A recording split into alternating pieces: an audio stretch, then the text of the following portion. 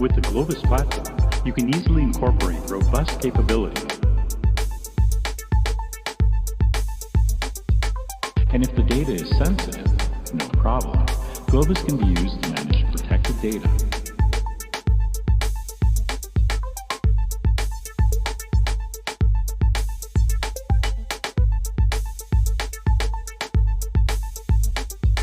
With Globus, you can easily share your data without having to move it or copy it. With Globus, subscribers can easily move and share. And if you have any more questions about Globus, visit Globus. More than 150,000 registered users rely on Globus. More than 150,000 registered users rely on Globus.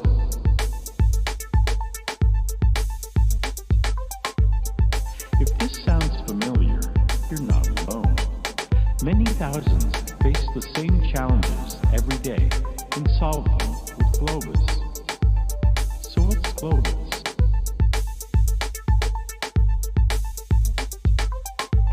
So what's Globus? It's a secure, reliable service. With the Globus platform, you can easily incorporate robust capabilities. More than 150,000 registered users rely on Globus. More than 150,000 registered users rely on Globus. And if the data is sensitive, no problem. Globus can be used to manage protected data.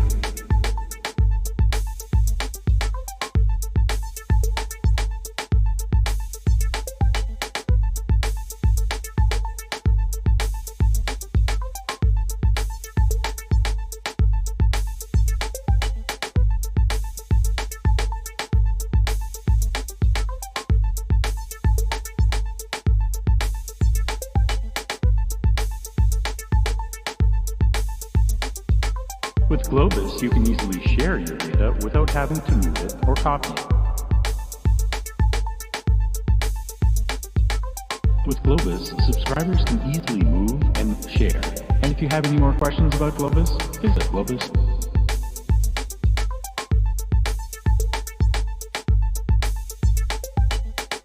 So how can you get started using Globus?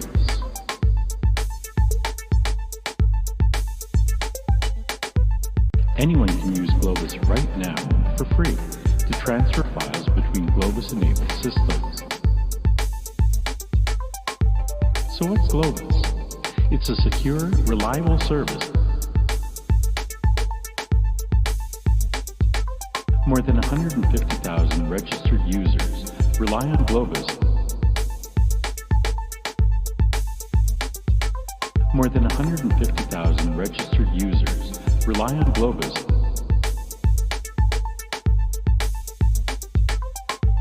So what's Globus? It's a secure, reliable service.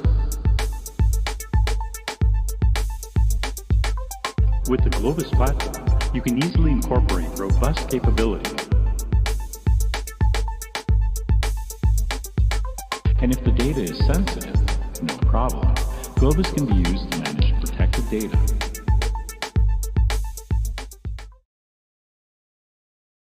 Yo. Yo.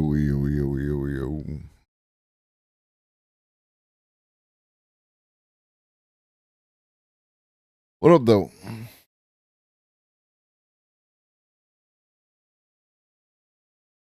What up, Alina? Yo.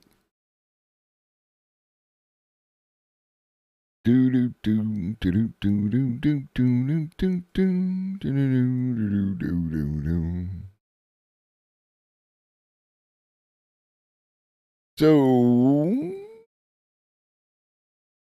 today we're going to be doing. That's good. I'm glad to hear it. I really am. A little better than average is a win, right? Today we're going to be talking about the brain. And we're going to talk to Kapars somewhere between 6 and 6:30. We should be getting started with that. But I have video content to go over, to kind of set the stage.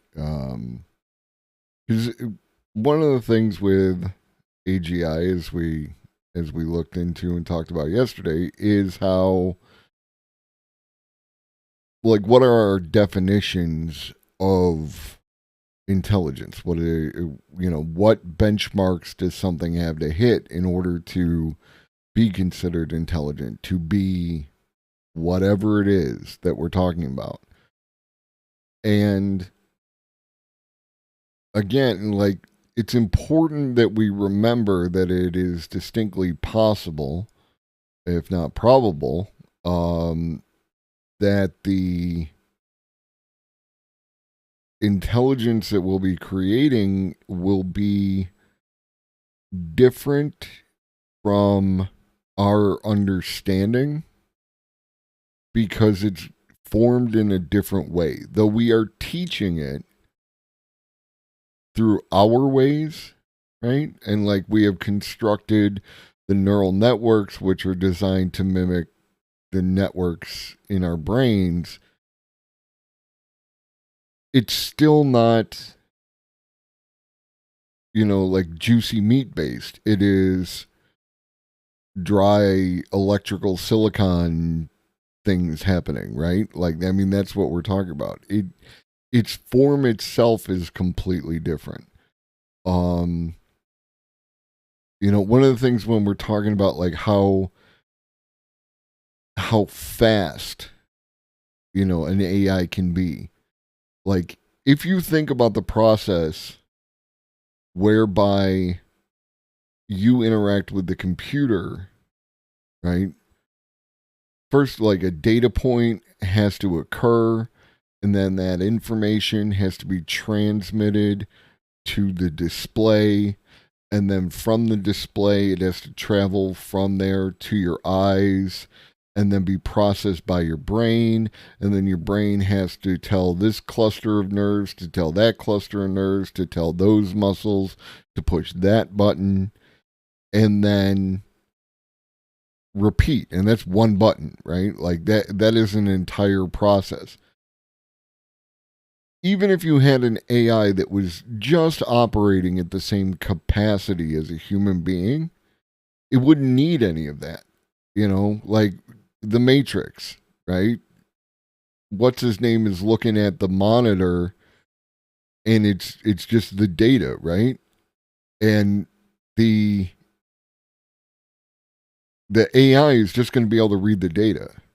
It's not going to have to go through all these intermediate processes that lead you from point A to point B to point C to point D. It's going to go right from A to Z. Boom. So even operating at our level, it's going to be faster because it doesn't need those intermediate processes. Does that all that make sense? But we're not talking about that today. We are talking about consciousness. We are talking about the brain, and this is going to be fun. Your brain is... So some of these are videos that I've seen before, and some of them are not. So it's kind of a mixed bag on whether or not I pre-watched. And let's get at it. Your brain is two brains, two hemispheres, each doing half the work of being you. Half your vision goes to each and half your movement directed by each. Right controls left and left controls right. Your two brains coordinate through a wire of nerves, but this wire can be cut and was, for a time, used as an epilepsy treatment. After the cut, people seemed the same, though their brain was split in twain. Except some post-split patients described that while selecting their morning outfit with right hand, left might come along to disagree. Actually, left hand might quite often disagree, which these split brain patients found frustrating. What's happening? To investigate, remember, right brain sees and controls one half, while left brain controls and sees the other. But only left brain can speak. Hello. Because that's where the speech center is located. Right brain without this is mute. In normal brains, this doesn't matter because each half communicates across the wire with the other. But split brains can't, and thus you can show just the right brain a word, ask the person, "What did you see?" and you'll hear nothing, because left speaking brain saw nothing. Meanwhile, right brain will use its hand to pick the object out of a pile hidden from left brain. This is deeply creepy. Ask, "Why are you holding the object?" and speaking left brain will make up a plausible sounding but totally wrong reason. I always wanted to learn how to solve one of these. Left brain isn't. And think about that in the context, again, of yesterday's talk about how AI can lie, how ChatGPT will lie, and in our function of language, right? The side of the brain, he's about to get into this, so I'm going to let him continue. But it's about how your brain does storytelling. It's not about like necessarily following an actual progression of events. Isn't lying, it's just doing what brains do, creating a story that explains its past actions to its current self, a behavior which does rather cast doubt onto the notion of free will, but that's a story for another time. Creating reasons for why it does things is just something left brains do. It happens. Are you lying right now?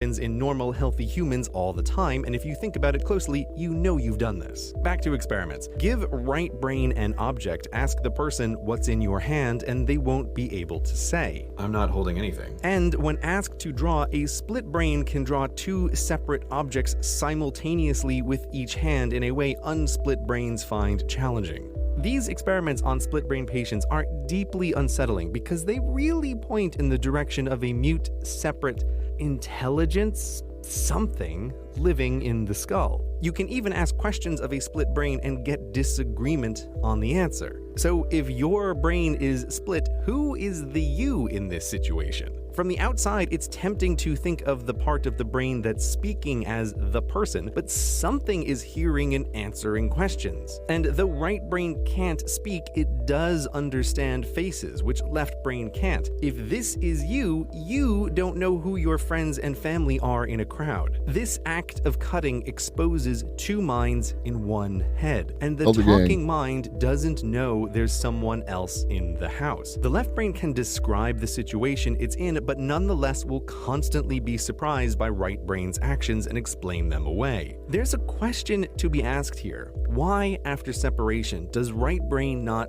totally freak out, but instead plays along helpfully, answering questions and listening to left brain's dumb stories about what's happening? It's the best pony? I don't know. Speculation time, but one answer is the cutting doesn't make right brain a separate intelligence, consciousness, person, but rather it has always been. In normal people, perhaps right brain grows up as a companion without a choice, feeling at first somewhat equal partners, but then as speech develops that it can't participate in, that increasingly becomes the central point of life, it resigns to mutely coordinate with left brain. At this moment in your normal head, there are two of you watching this video, one having a mind equals blown moment and the other mentally rolling its eye at the obviousness of it all. In split brains, right doesn't freak out because not a whole lot has really changed. You might not agree and may be arguing right now why it can't be possible, exactly as we would expect talking left brain to do. Speculation aside, split brain patients show at the very least that in the mind there is a separate something that can hear and understand and respond given the right circumstances. Your brain isn't entirely yours. Who is you? You is too. But we can go deeper. You are many. The pile of meat that is your body is made up of trillions of tiny individuals that have a life of their own. So at which point do the many become one? What makes lots of tiny things you? Click here to go to our channel and watch the next part.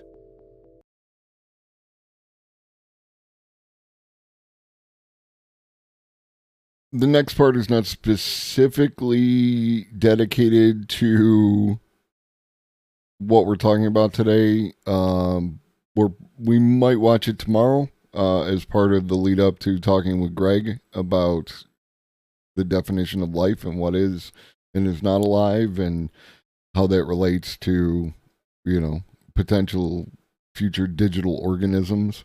But yeah, it is. Reality is way weirder than we are given to understand, right? We do a lot of presuppositions as part of existence, because if you really start looking at exactly how weird everything is, you might not get anything done, and then you'll get eaten by a tiger. So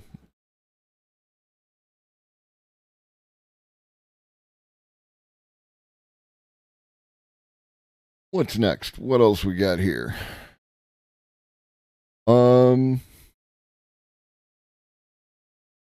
Yeah, so let's Hey. Let's talk about what is consciousness, right? Inside of you there are two brains, yes. It's weird, but it's true.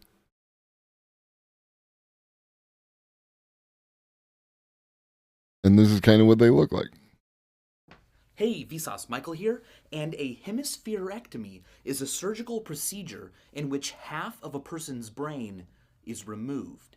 It's usually only ever done on very, very young patients because their brains are still plastic enough that the remaining half will take on the functions of the half that was removed. And it's usually done because a young child or a baby is having seizures, and removing the part where the seizures occur is the only solution. But here's my question. If you can live with half a brain, what if I were to take two empty skulls and take one half of your brain and plop it into one body, and the other half and put it in another body? Which person would be you? I mean, you are you. You are conscious. You are aware of what is happening to you from the perspective of yourself. Like, think of it this way. If you just stare at something and kind of feel what it feels like to be you, it feels a little bit like you're a thing inside a body looking out through the eyeballs. And nobody else on earth will ever see the world from that position. This awareness of your own experiences, the awareness that you are having them, the awareness that you are having your own thoughts, makes up what we call consciousness. But if I were to take your brain and split it into two and put it into two different people, would both of them be new people who were conscious?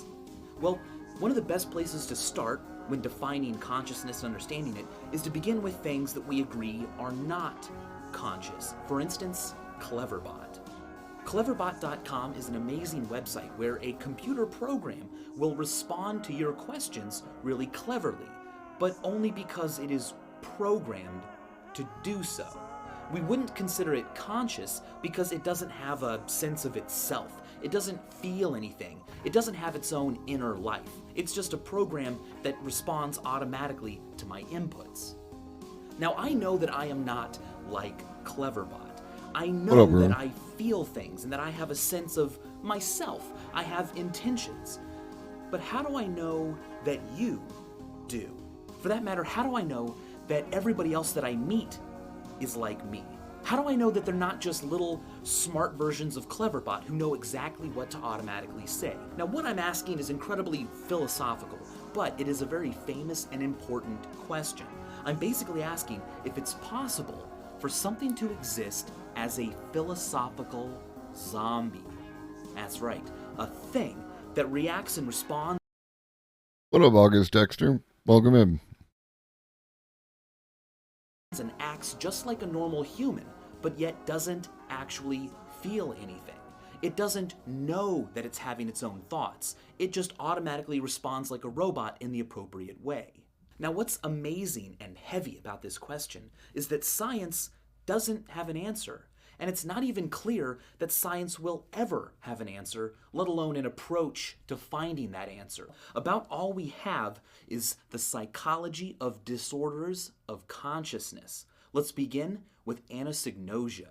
A common example of anosognosia in psychology classes is a patient who has, say, lost the ability to move their left hand. When asked to raise their right hand, they'll say, yeah, no problem, here you go. But then when asked to raise their left hand, they'll say, okay, yeah, sure, no problem, but not move it. And when asked why they didn't move their left hand, instead of reporting that they can't, they'll confabulate some excuse. For instance, oh, I didn't feel like it. Anton Babinski syndrome is even more dramatic. Patients with this syndrome are cortically blind. They cannot see anything, but they deny being blind. If you ask them a question, for instance, how many fingers am I holding up? They will make a guess, but if they're wrong, they'll explain their inaccuracy with an excuse. For instance, oh, well, I don't have my glasses. People who exhibit anosognosia tend to be the victims of stroke, and there's some disconnect between what they're really experiencing and their conscious awareness of it. They don't know that they can't see because the part of their brain that monitors visual input isn't telling the brain anything. It's not even telling the brain that there is no visual input, which means that the parts of their brain responsible for answering questions or creating speech has to completely create a confabulated response. And again, like, one of the things that I want you to remember is the way that again, ChatGPT is not the AGI, right? Like, in and of itself, it is a language model with, like, there are a bunch of, like we talked about yesterday, a bunch of ways to view it in various levels of, like, what it is capable of and how much it is more than a just, right? But that's not the way, again, your brain works. Your brain is not doing all the things in all the places. It has particular locations which handle particular jobs. And those particular jobs, like language, are handled in those places. So think of ChatGPT as at least reflective of, if not actually, the language center of the brain. And then you would need the other different locations with the ability to communicate between each other to simulate something closer to what humans have. Right? That's as generous and as caveat as I can make it. Despite the fact that we've been able to study patients with anosognosia, we still have no idea how to solve our original problem. In fact, all we've managed to come up with are more impossible questions about identity. Questions that are so befuddling, the best you can do with them is to answer them yourself according to what you believe. Here's another. Why is my volume so low? Is it really low for y'all? It's low on the meter.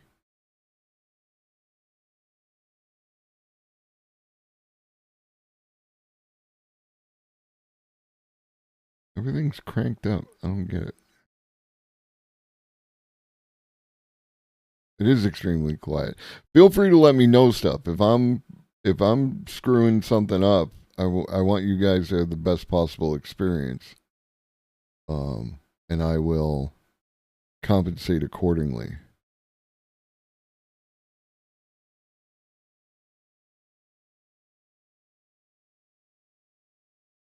Here, bumped up the voice banana. Let's see if that helps.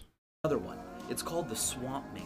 Imagine that I'm walking around in a swamp, and then all of a sudden, I get struck by a bolt of lightning, and my entire body is burned to a crisp, dissolved into smithereens. But at the very same moment, a second bolt of lightning strikes nearby, and it causes a bunch of atoms and molecules to all arrange themselves into the exact same configuration that my body used to have, making a second Michael? Is that me? Would that be me? And here's an even better one. Imagine that a surgeon came in and he started removing cells from me and from you, replacing them exactly one at a time, replacing my cells into your body and your cells into my body. At what point would I officially have become you? No one on Earth has the definitive answers to these questions, but you know what we do have? A lean back. That's right. I've made a playlist of some of my favorite clips from all over YouTube of psychology experiments and illusions and all sorts of fun stuff that deal with consciousness. All you have to do is click the link at the top of this video's description and then lean back and let the automatic playlist do the work for you. I'll see you over there, and as always, thanks for watching. All right. Sorry for the volume issues. Like, I had an issue Monday with my Discord coming through real quiet, and I believe that I fixed that, and hopefully that is the case. What up, Nabil?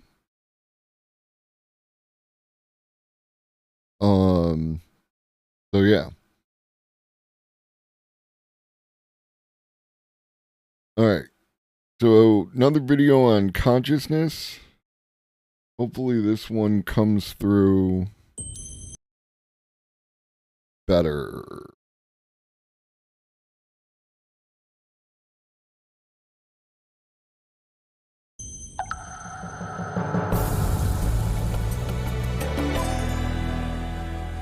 Yeah, that looks better. Right now, you have a movie playing inside your head. It's an amazing multi-track movie. It has 3D vision and surround sound for what you're seeing and hearing right now. But that's just the start of it. Your movie has smell and taste and touch. It has a sense of your body, pain, hunger, orgasms. It has emotions, anger, and happiness. It has memories, like scenes from your childhood playing before you. And it has this constant voiceover narrative, What up, stream Goku? of conscious thinking.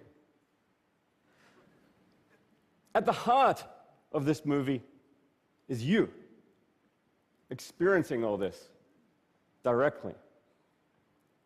This movie is your stream of consciousness, the subjective experience of the mind and the world. Consciousness is one of the fundamental facts of human existence. Each of us is conscious. We all have our own inner movie. You, and you, and you. There's nothing we know about more directly. At least I know about my consciousness directly.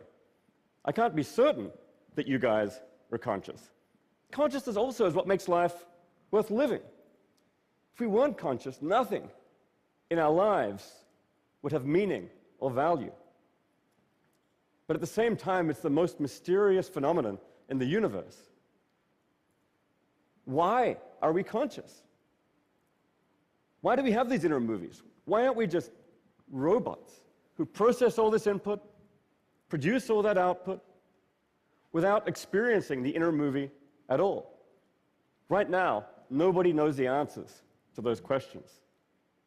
I'm going to suggest that to integrate consciousness into science, some radical ideas may be needed.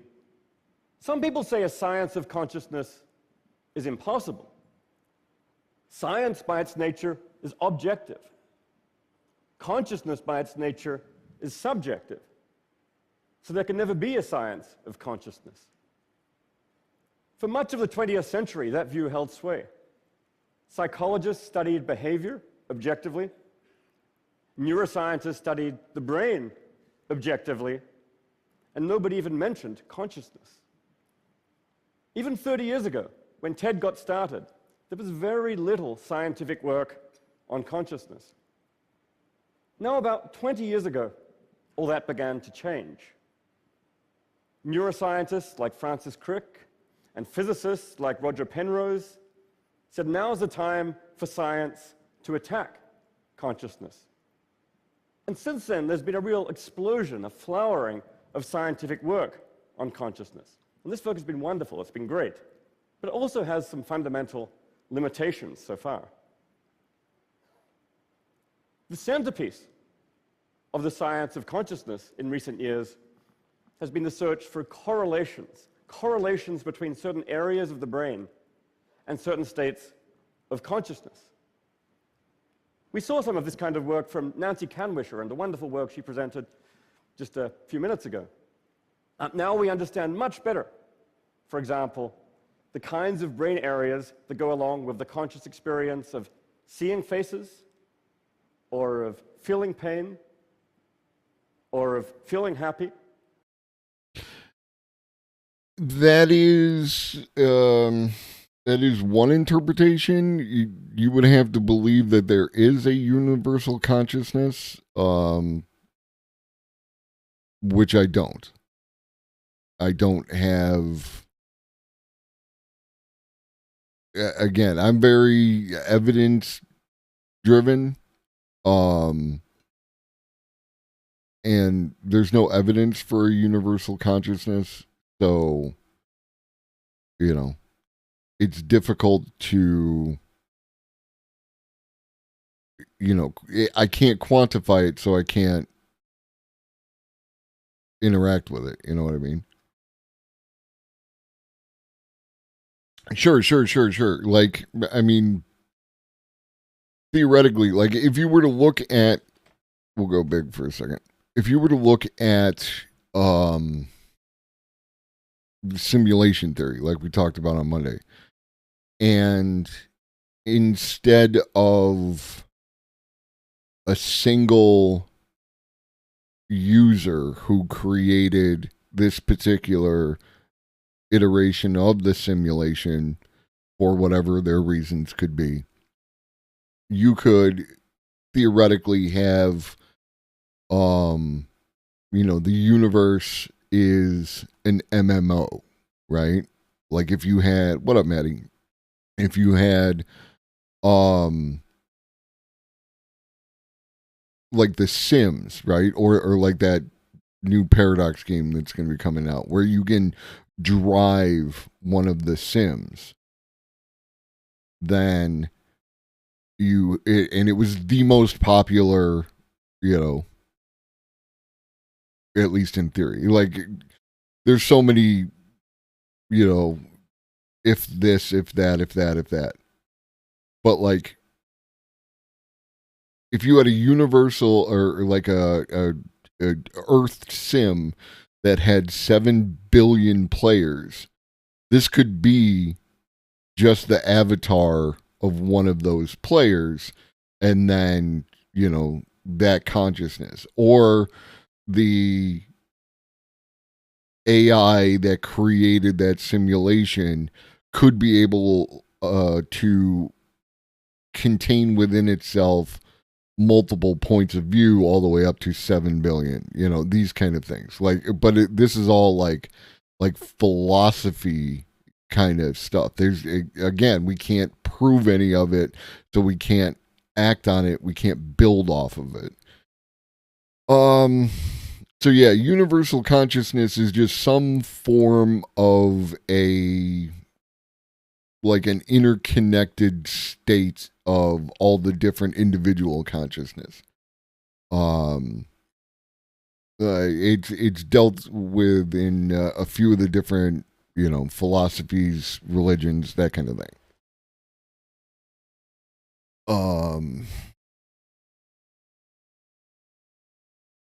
There was a kind of collective social psychic consciousness theory in the 1800s anthropology, but it was disproven later on. Yeah, like it's very difficult to prove something like that because of its very nature, right? And yes, World War I could have just been one big PUBG game. It's even if it's possible for a civilization to reach the point where it can create a reality that's convincing.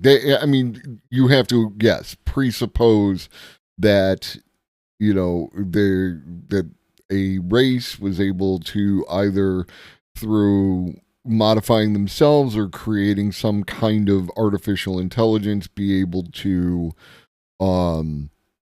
have a simulation this convincing. 100%. That's all presuppositions within the thing, which we can neither prove nor disprove at this point in time. But because we can't prove it, we can't really work with it. So the idea that we're all experiencing the same thing at the same time all at once, well, like if you were here for the Monday, we talked about time and time being an illusion, and that if time is in fact an illusion, then yes, like it's a very deterministic view of the universe, but that the entirety of time, like for you as an individual, has already happened. From back to front, like past to future, the entirety of your existence has already been laid out. The entirety of the existence of the entire universe has already been laid out. And we are going through the steps that have already been done, right? It hurts the brain to think about these kind of things, especially as in relationship to this concept of free will and identity and whether or not I feel like I can have agency within that kind of universe. And like, if I act, have I already acted? And if I choose not to act, I've already chosen not to act in this. Again, it kind of treads heavily into, philosophy. So I enjoy the speculating, no overly tied to the outcome other than rational understanding. Always have great discussion here. Absolutely. Like, again, one of the, like, if you already have it or if I can teach it to you, is the ability to entertain thoughts without accepting them as reality, right? Like that you can consider other people's positions, other people's opinions, the way that they might have gotten to those things. These are valuable tools for existing around other human beings. And like, if nothing else, if you come away with that, then yeah, I feel like I've accomplished something, if you learned it here. Because I can visualize, there's a thing called the brain, BRANE, which is like kind of like a layer, and visualize these tendrils of consciousness coming down from this universal consciousness that you're talking about that connect into the individual meat suits that work within, this simulation. If it is that, I can visualize that. I can mess with it. I can create with it. I can think about it in like how it would relate to other things. I don't have any evidence that it's true. I'm not going to base any decisions that I make off of it, but I can entertain the thought and I can give it a place to live, if all that makes sense. And this is, again, why the term just really grates on my nerves, is because I feel like people lack a certain amount of curiosity and imagination when it comes to these things, because they get so like tied to a kind of reality, that must be provable, and it affects them in ways that they really can't get past, You know, like ChatGPT is just a whatever, right? It's just a program that predicts the next without understanding how that actually relates to the way that you use language, right? Like for whatever value it has, I've demonstrated how when I am speaking, you are predicting the next words that are going to come out of my mouth, right?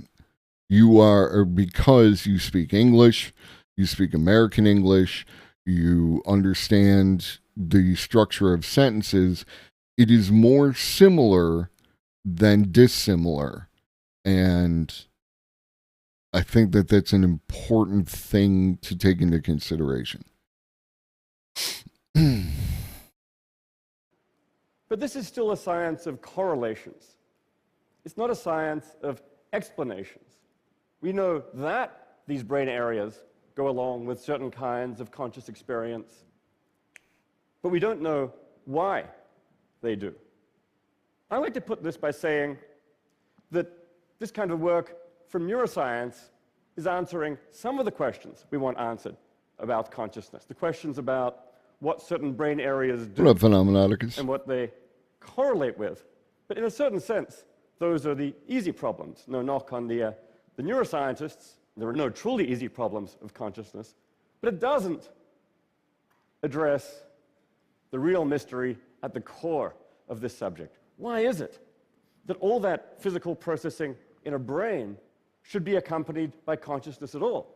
Why is there this inner subjective movie? Right now, we don't really have a bead on that. Now, you might say, let's just give neuroscience a few years. It'll turn out to be another emergent phenomenon, like traffic jams, like hurricanes, like life, and we'll figure it out.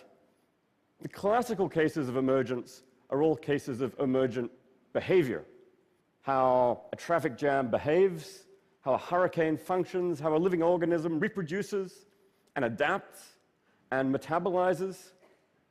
All questions about objective functioning. You could apply that to the human brain and explaining some of the behaviors and the functions of the human brain as emergent phenomena. How we walk, how we talk, how we play chess. All these questions about behavior. But when it comes to consciousness, questions about behavior are among the easy problems. When it comes to the hard problem, that's the question of why is it that all this behavior is accompanied by subjective experience? And here are the standard paradigm of emergence, even the standard paradigms of neuroscience, don't really so far have that much to say. Now, I'm a scientific materialist at heart. I want a scientific theory of consciousness that works. And for a long time, I banged my head against the wall looking for a theory of consciousness in purely physical terms that would work. But I eventually came to the conclusion that that just didn't work for systematic reasons. It's a long story, but the core idea is just that what you get from purely reductionist explanations in physical terms, in brain-based terms, is stories about the functioning of a system, its structure, its dynamics, the behavior it produces. Great for solving the easy problems, how we behave, how we function. But when it comes to subjective experience, why does all this feel like something from the inside that's something fundamentally new? And it's always a further question. So I think we're at a kind of impasse here. We've got this wonderful, great chain of explanation. We're used to it, where physics explains chemistry. Chemistry explains biology. Biology explains parts of psychology.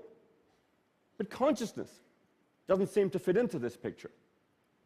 On the one hand, it's a datum that we're conscious. On the other hand, we don't know how to accommodate it into our scientific view of the world. So I think consciousness right now is a kind of anomaly, one that we need to integrate into our view of the world, but we don't yet see how. Faced with an anomaly like this, radical ideas may be needed. I think that we may need one or two ideas that initially seem crazy, before we can come to grips with consciousness scientifically. Now, there are a few candidates for what those crazy ideas might be. My friend Dan Dennett, who's here today, has one. His crazy idea is that there is no hard problem of consciousness. The whole idea of the inner subjective movie involves a kind of illusion or a confusion. Actually, all we've got to do is explain the objective functions, the behaviors of the brain, and then we've explained everything that needs to be explained. Well, I say, more power to him. That's the kind of radical idea that we need to explore if you want to have a purely reductionist, brain-based theory of consciousness. At the same time, for me and for many other people, that view is a bit too close to simply denying the datum of consciousness to be satisfactory.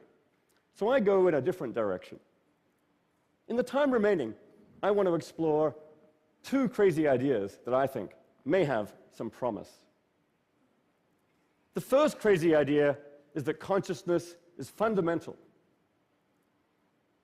Physicists sometimes take some aspects of the universe as fundamental building blocks: space and time and mass.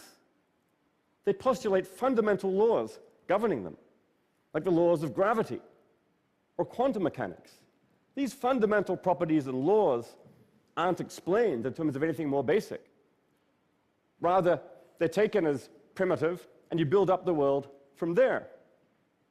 Now, sometimes the list of fundamentals expands. In the 19th century, Maxwell figured out that you can't explain electromagnetic phenomena in terms of the existing fundamentals: space, time, mass, Newton's laws.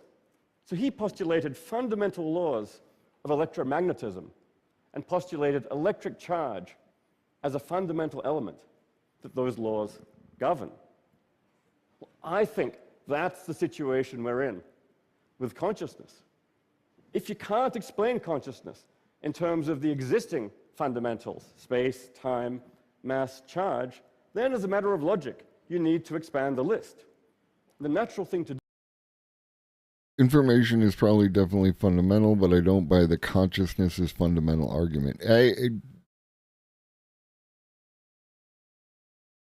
I'm like, right now, I am in the camp of his friend that he talked about earlier, where that given enough time and given enough data that we will be able to explain consciousness as reflective of like natural processes that occur with the brain, right? Like, one of the things, we'll go big for a minute. One of the things about your brain is that it's fine. One of the things about your brain is remember, your brain doesn't see anything. Your brain doesn't hear anything. You know, your brain doesn't feel anything. Right? It is safe in its little room, and out of that room are cables that connect to video cameras and microphones and touch sensors. And all that has to come in, be translated, and then you have to be able to do something with that incoming data. Right? So it has to be synthesized. And then when you add in the elements of how our memory works, where it's not a one-to-one video of events, it is a subjective story based on your experience of those events and how it's encoded into your memory. Right? So all that can lead to things being understood by the brain And we might be using the wrong words here with understood and all that other, but we're using the words that we have.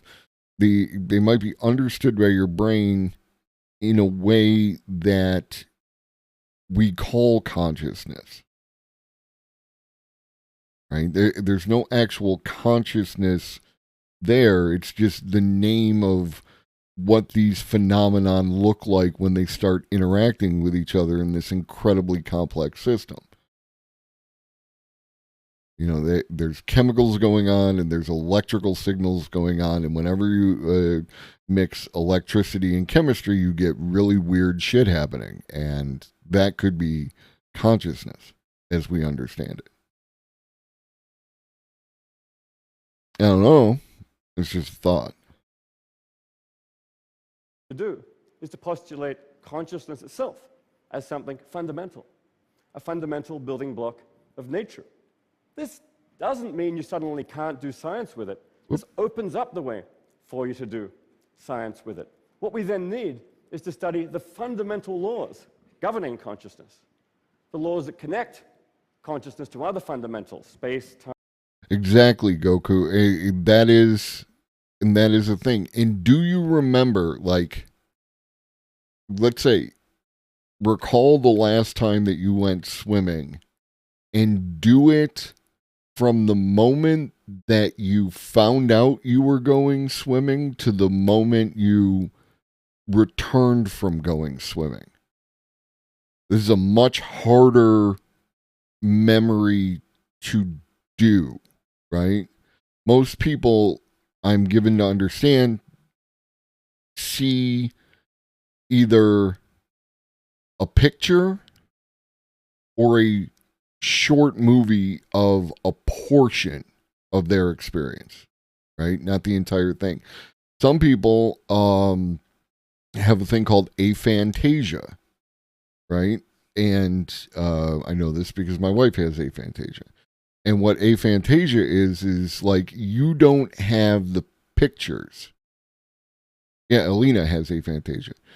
You don't have the pictures, right? Like if I say picture a beach and, you know, picture a Pacific Ocean beach with sun and blue water and nice sand and palm trees and all that, some of us can picture that exact picture that is currently in my brain. And I can see it, right? Like with my mind's eye. People with aphantasia do not see that picture. They do not get the video. They do not see the picture. None of that. So what does that mean? You know, how does that reflect our understanding of consciousness? For people who have it, I'm given to understand that they do not, like, they thought that, like, when people said picture the whatever, that, like, you know, they didn't picture it the way that you might be picturing it now if you don't have aphantasia, right? Like, they thought it was a completely different experience to picture a beach, right? It's just wild. Like, it's not scary because that is how things are.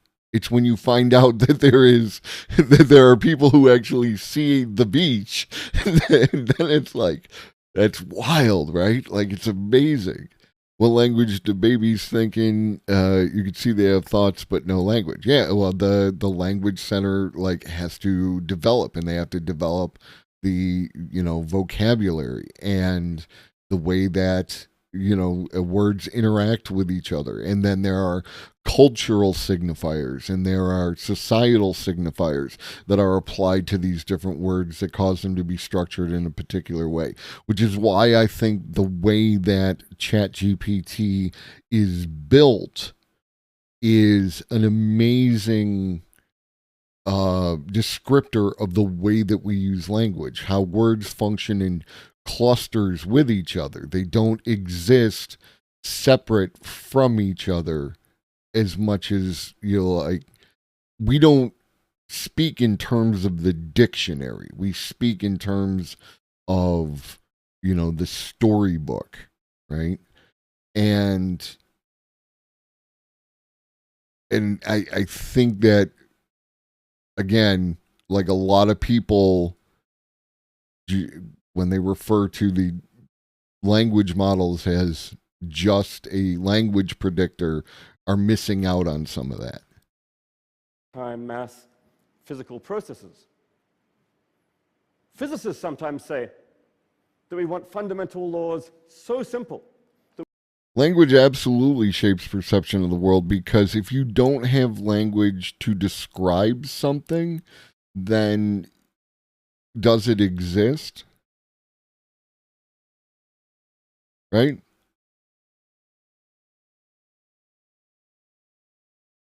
That we could write them on the front of a t-shirt.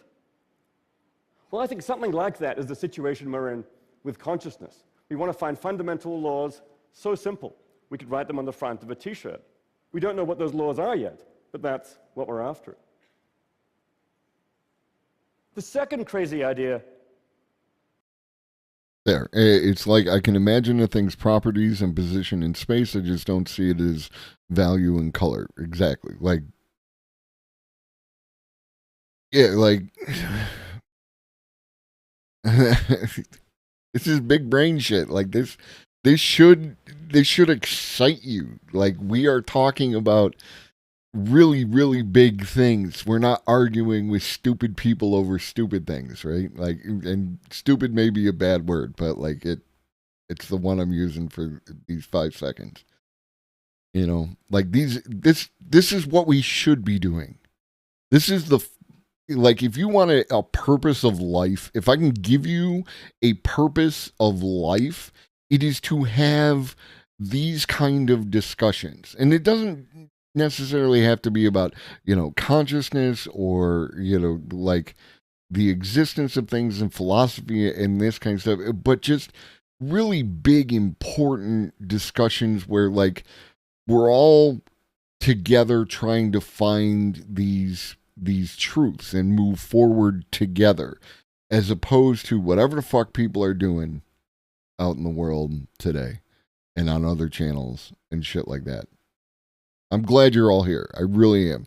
Thank you to every single person who is listening to the sound of my voice right now.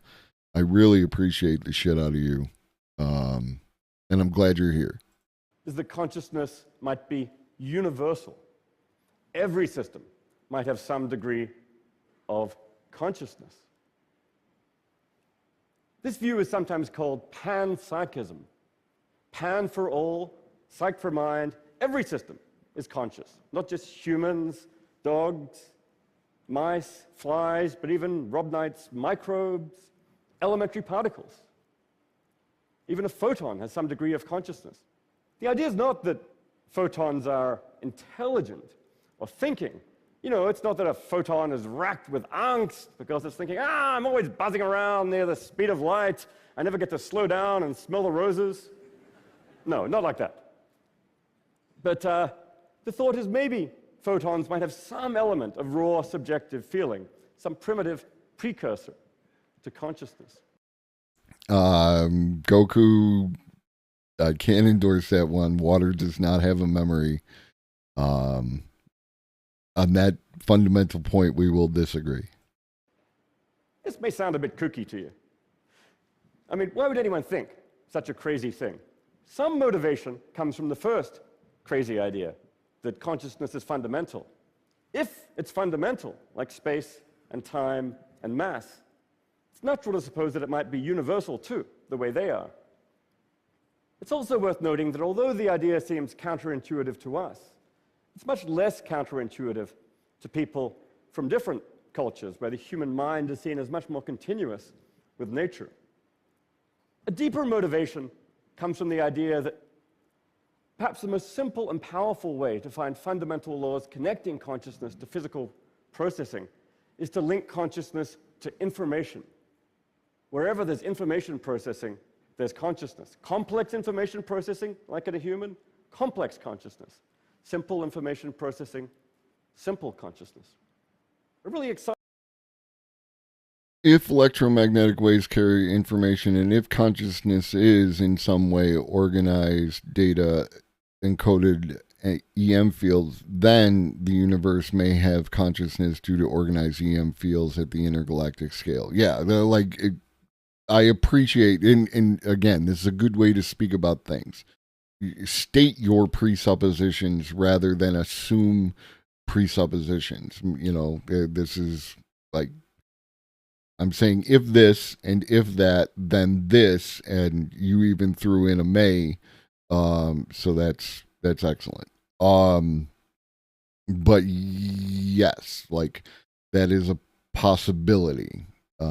Again, I would need some kind of quantifier in order to hang my hat on it, but it is possible. Exciting thing is in recent years, if unlikely, a neuroscientist, Giulio Tononi, has taken this kind of theory and developed it rigorously with a mathematical theory. He has a mathematical measure of information integration, which he calls phi, measuring the amount of information integrated in a system. And he supposes that phi goes along with consciousness. So in a human brain, incredibly large amount of information integration, high degree of phi, a whole lot of consciousness. In a mouse, medium degree of information integration, still pretty significant, pretty serious amount of consciousness. But as you go down to worms, and microbes, particles, the amount of phi falls off. The amount of information integration falls off, but it's still non-zero. On Tononi's theory, there's still going to be a non-zero degree of consciousness. In effect, he's proposing a fundamental law of consciousness. High phi, high consciousness. Now, I don't know if this theory is right, but it's actually perhaps the leading theory right now in the science of consciousness, and it's been used to integrate a whole range of scientific data. And it does have the nice property that it is, in fact, simple enough you can write it on the front of a T-shirt. Another final motivation is that panpsychism might help us to integrate consciousness into the physical world. Physicists and philosophers have often observed that physics is curiously abstract. It describes the structure of reality using a bunch of equations, but it doesn't tell us about the reality that underlies it. As Stephen Hawking puts it, what puts the fire into the equations? Well, on the panpsychist view, you can leave the equations of physics as they are, but you can take them to be describing the flux of consciousness. That's what physics really is ultimately doing, describing the flux of consciousness. On this view, it's consciousness that puts the fire into the equations. On that view, consciousness doesn't dangle outside the physical world as some kind of extra. It's there right at its heart. This view, I think, the panpsychist view, has the potential to transfigure our relationship to nature. And it may have some pretty serious social and ethical consequences. Some of these may be counterintuitive. I used to think I shouldn't eat anything which is conscious. So therefore, I should be vegetarian. Now, if you're a panpsychist and you take that view, you're going to go very hungry. So I think when you think about it, this tends to transfigure your views, whereas what matters for ethical purposes and moral consideration is not so much the fact of consciousness, but the degree and the complexity of consciousness. It's also natural to ask about consciousness in other systems, like computers. What about the artificially intelligent system in the movie Her, Samantha? Is she conscious? Well, if you take the informational panpsychist view, she certainly has complicated information processing and integration. So the answer is very likely yes, she is conscious. If that's right, it raises pretty serious ethical issues about both the ethics of developing intelligent computer systems and the ethics of turning them off. Finally, you might ask about the consciousness of whole groups. The planet. Does Canada have its own consciousness? Or at a more local level, does an integrated group like the audience at a TED conference? Are we right now having a collective TED consciousness? An inner movie for this collective TED group, which is distinct from the inner movies of each of our parts? I don't know the answer to that question, but I think it's at least one worth taking seriously. Okay. And I think that right there speaks to what Goku said earlier about, about a universal consciousness, right? That sounds to me like what he is describing in that person's theory is like that there could be a way of viewing consciousness via this information integration as extending all the way down, into all things in the universe. So, hey, I'm the first to admit I could be wrong. So this panpsychist vision, it is a radical one. And I don't know that it's correct. I'm actually more confident about the first crazy idea, that consciousness is fundamental, than about the second one, that it's universal. I mean, the view raises any number of questions, has any number of challenges, like how do those little bits of consciousness add up to the kind of complex consciousness we know and love? If we can answer those questions, then I think we're going to be well on our way to a serious theory of consciousness. If not, well, this is the hardest problem, perhaps, in science and philosophy. We can't expect to solve it overnight. But I do think we're going to figure it out eventually. Understanding consciousness is a real key, I think, both to understanding the universe and to understanding ourselves. It may just take the right crazy idea. Thank you.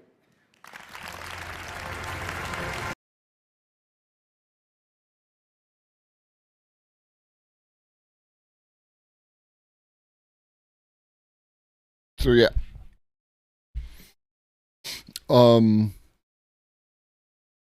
I was watching a guy earlier today. I don't know that his videos would play well for stream.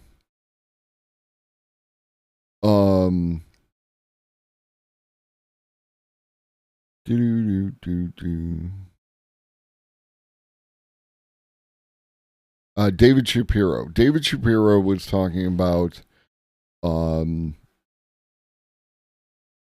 his view of AI safety is related to the heuristics of it, right? Like, and that we can have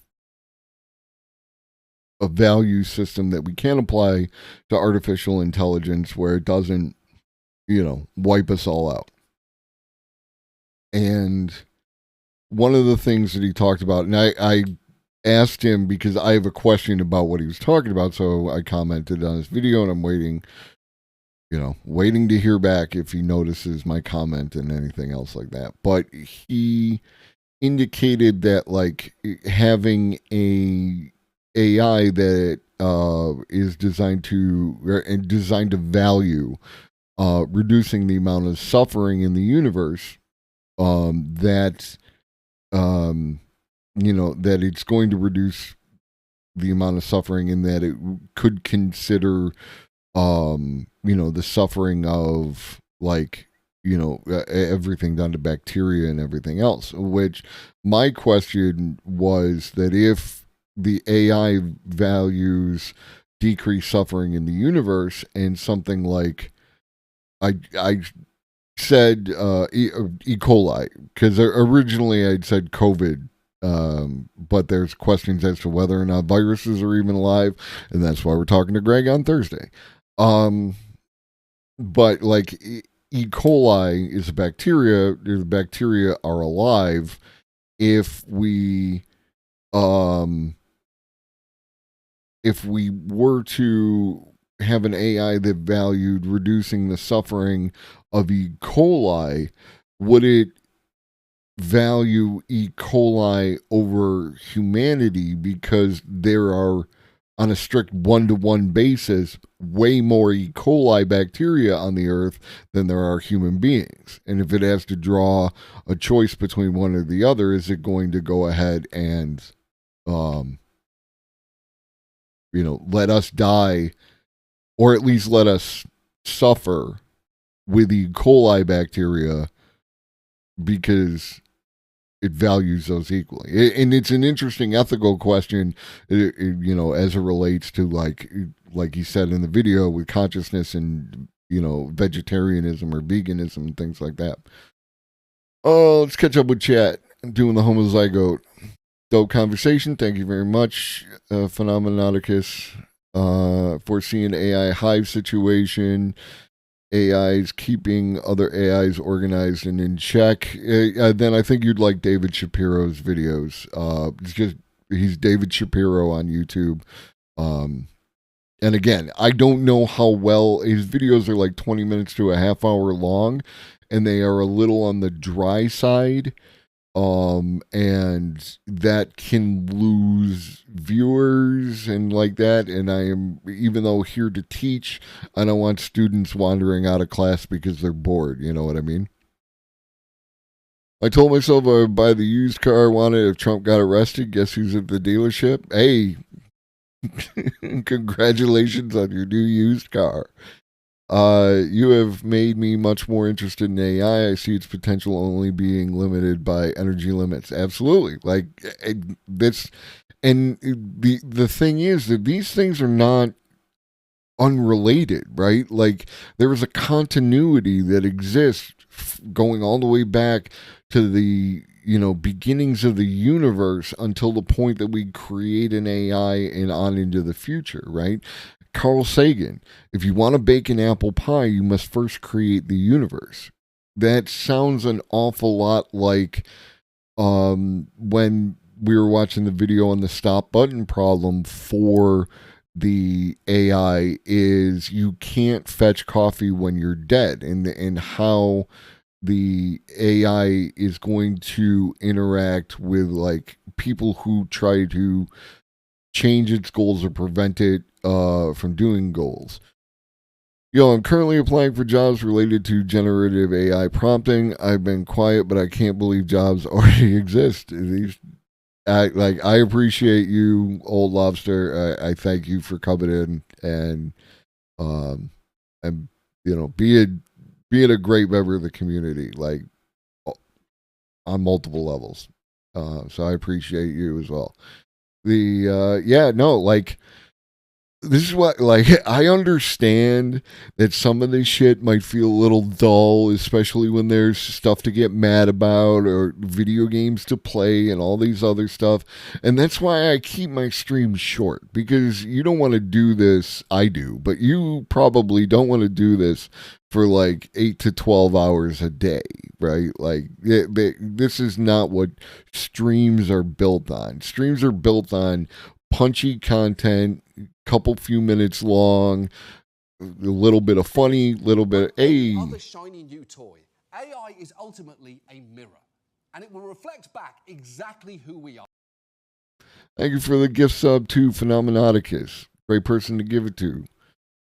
I told my wife the problem with AI is not the AI itself, but the problems of human cognition, limited attention, propensity for deception, and false beliefs, and like other things. Like I say it all the time. There's nothing wrong with the AI. There's just stuff wrong with the people, right? Like, how do we fix the people? Yeah, so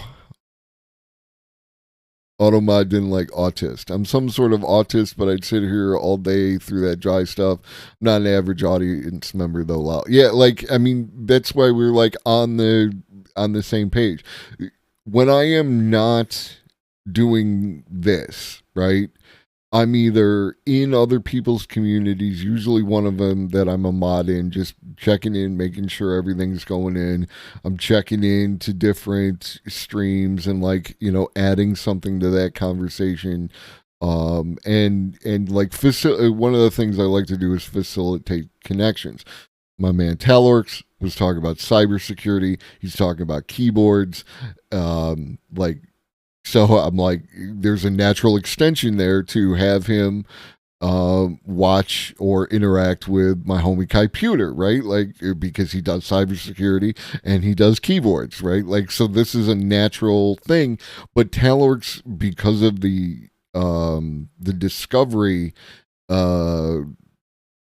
garbage, the fact that Discovery is garbage on Twitch, Talorx and Kaiputer aren't going to find each other organically, and it requires us as chatters and as members of communities to help make these connections. And like the hope that I always have is that when I introduce one streamer to another streamer or a chatter to a new stream, that what I'm doing is going to lead to something that is greater than the sum of its parts. That is always my goal. And when I see stuff work out like that, it makes me very happy. Like that people will be able to accomplish more because they interacted with each other. And that's me, baby. That's how I roll.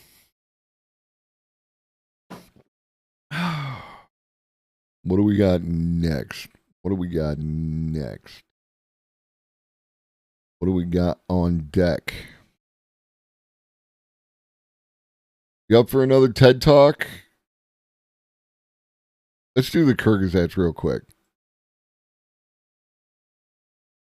If you were here at the beginning, we watched the CGP Grey video on, on the brain and the fact that you are two in your brain and they just work together, which is an interesting concept. And that ended with a reference to a Kyrgyzstats video. That's weird.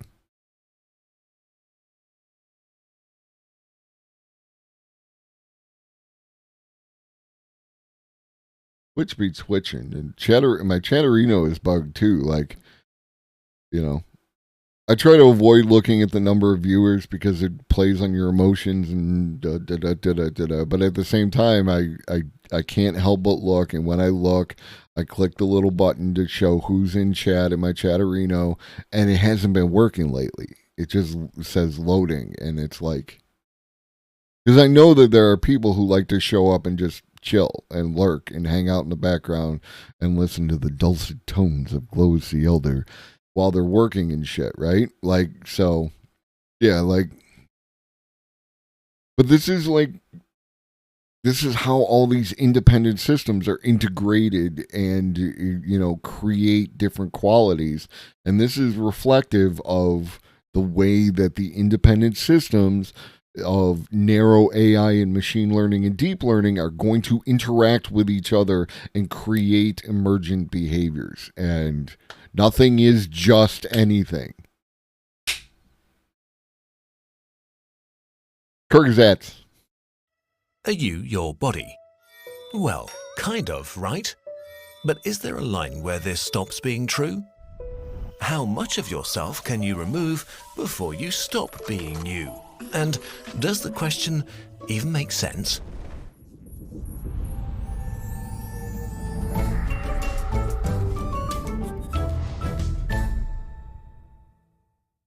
Your physical existence is cells. Trillions of them, at least 10 times more than there are stars in the Milky Way. A cell is a living being, a machine made of up to 50,000 different proteins. It has no consciousness, no will, no purpose, it just is. But it is still an individual. Together, your cells form huge structures for jobs like preparing food, gathering resources, transporting stuff around, scanning the environment, and so on.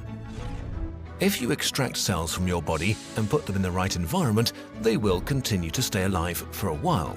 So, your cells can exist without you. But you can't exist without them. If we take all the cells away, there is no you anymore. Is there a line where a pile of your cells stops being you? For example, if you donate an organ, billions of your cells will continue to live on inside someone else. Does this mean that a part of you became a part of another person? Or is this other body keeping a part of you alive? Or let us imagine an experiment. You and a random person from the street exchange cells. One at a time, your body gets one of their cells, their body gets one of your cells, at which point would they become you? Would they ever, Or is this just a very slow and gross way to teleport you? Let's make this more complicated. The image of ourselves as a static thing is untenable. Almost all of your cells have to die during your lifetime. 250 million have died since the beginning of this video alone. Between 1 and 3 million per second. In a 7-year period, most of your cells are replaced at least once. Every time your cell setup changes, you are slightly different than before, so a part of you is dying constantly. If you are lucky enough to become old, you will have cycled through roughly 1,000,000 billion cells. So what you consider yourself is really just a snapshot. But sometimes cells are broken and don't want to die, questioning the very nature of the unity of our bodies. We call them cancer. They cancel the biological social contract and become basically immortal. Cancer is not an outside invader, it's a part of you that puts its own survival over yours. But you could also argue that a cancer cell becomes another entity inside us, another being that just wants to thrive and survive. Can we blame it for that? A chilling cell story is that of Henrietta Lacks, a young cancer patient who died in 1951. Usually, cells only survived for a few days in the lab, making research very hard. Henrietta's cancer cells were immortal. Over the decades, they were multiplied over and over again and used for countless research projects, saving countless lives. Henrietta's cells are still alive and overall have been grown to at least 20 tons of biomass. This is wild to me, right? This right here is like turns so many things on its head regarding how we perceive, existence. The idea that not only is this person who died 73 or 72 years ago still technically existing, and like there's a portion of them that continues to exist, but also 20 tons of biomass. Like a ton is 2,000 pounds, so that's 40,000 pounds. If your average person were to weigh 200 pounds, for argument's sake, then what does that look like? Like that is a whole bunch of people. Yeah, so like, I don't know. Is it because 6 o'clock came and all my viewers decided to leave? Except for you, lucky few. Did I just go into like, you're doing other stuff and so I'm like on in the background and Twitch doesn't recognize you as a user anymore or viewer anymore? It's such a weird, subjective thing. I know you're like, that's the thing, is I know that people are still here. And what's furthermore is that I know that the numbers are a lie because I will get different sets of number from different sources, right? I have Twitch, I have Stream Elements. Even when I look at my analytics after a stream, when I come back the next day, I will have a different number of viewers in those analytics, in spite of the fact that this occurred before, right? Like, so what? It's all whatever, and I try not to focus on it, but it's like, I also don't want to be boring, you know what I mean? What do we got? It's a busy night at the bar and a Taco Bell run for me, dog. I'm still here. I use this link to reduce contact with the Twitch website, so I might report differently. And that's another thing. Like, I know, first of all, I know that I have lurkers who are, at least theoretically, real people, because I've seen them in other chats and then I see them in my, in my Chatterino. Then there are people that I only see in Chatterino, but I watch them like come and go And I don't know if they're bots or just people like who are watching my content from other places, because I also get reports on like what locations people watch me from, and your boy is Mr. Worldwide because I have viewers all around the world. Are some of them like hijacking my content and showing it to other people? And again, it's not a concern for me because of my personal approach to the thing. And how can I identify something that is a bot, right? I know that there are other people who who look at those people who lurk and don't respond and regard them as some kind of threat. And I don't understand how they could be a threat to me and what I do and stuff like that. I don't know. Been through the life cycle. Added you has chat on tab, but never comes back, yet never removes your tab. Yeah, like I mean, I've seen that. Like there are people who like live in my Discord or my Chatterino for a period of time and then are gone, So I don't know. I don't know, baby. I don't know. I don't think anybody does. So there are living parts around the world from someone who has been considered dead for decades. How much of Henrietta is in these cells? What makes one of your cells you anyway? Maybe the information contained in it, your DNA. Until recently, it was believed that all the cells in your body had basically the same genetic code. But it turns out this is wrong. Your genome is mobile, changing over time through mutations and environmental influences. This is especially the case in your brain. According to recent discoveries, a single neuron in an adult brain has more than 1,000 mutations in its genetic code that are not present in the cells surrounding it. But how much you is your DNA really? About 8% of the human genome is made up of viruses that once infected our ancestors and merged with us. Mitochondria, power plants of the cell, once were bacteria that merged with the ancestors of your cells. They still have their own DNA. An average cell has hundreds of them, hundreds of little things that are not really human, but they still kind of are. It is confusing. Let's backtrack a bit. We know that you're made up of trillions of little things, made from more little things that are constantly changing. Together, all those little things are not static, but dynamic.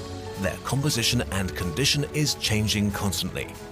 So we might just be a self-sustaining pattern without clear borders that gained self-awareness at some point and now has the ability to think about itself through time and space, but really only exists in this exact very moment. And that's another thing related to time. Like you are incapable. You are 100% incapable of perceiving any other moment than the now. And when I say the now, by the time you get to the W, the N is ancient history, right? Like it is that much now. That is the only thing that you're capable of perceiving. Your mind tells you a story about what occurred in order for you to get there and speculates on its future, but you only are capable of perceiving the eternal now. And that is weird as shit. Where did this pattern start? With your conception? When the first human arose? When life first began conquering our small planet? Or when the elements that make up your body were forged in a star?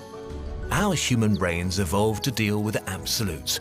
The fuzzy borders that make up reality are hard to grasp. Maybe ideas like beginning and end, life and death, you and me, are really not absolutes. And if it is an episodic working memory simulation, then what does that say about consciousness, right?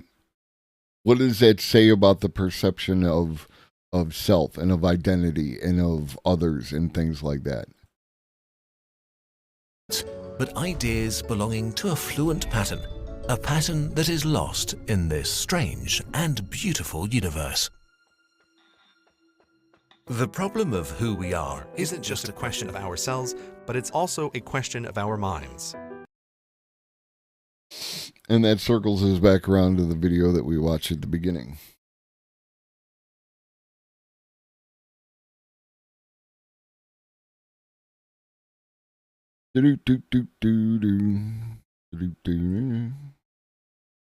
All right. We're still waiting on Capars. So we are going to proceed. But I don't want to get too, like, I need something relatively short. And consciousness would have broader non-conscious functions, just awareness in the simulated tip of the iceberg that the self is aware of.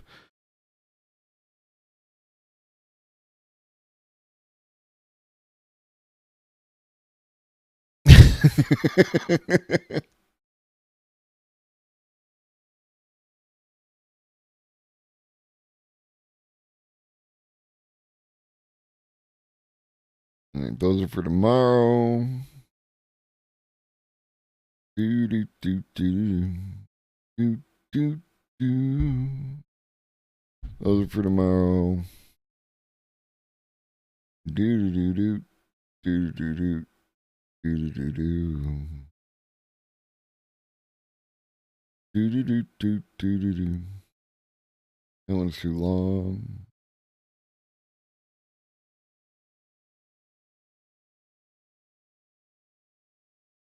Do do do do do do do. Next week we're going to be talking about. I have some. What up, Capars? Perfect. Yep. Let me know when you're ready. And then in my Discord, just jump into any of the voice channels and I will pull you into the interview channel.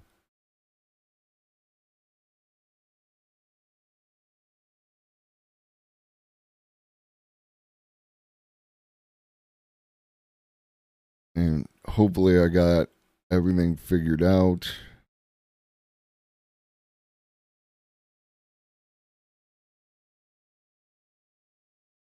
And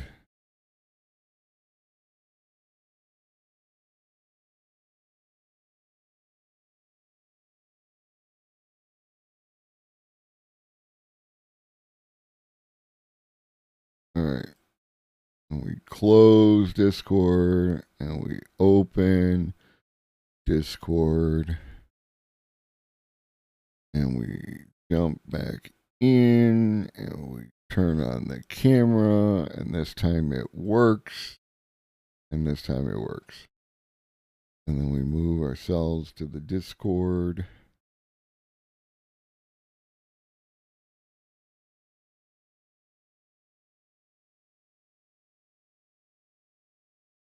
And then we grab Capars and put them into the Discord. Oh, hello. Hello. Nice. I hear you loud and clear. Perfect. How about you, chat? Is everybody here? Capars? Test. Excellent.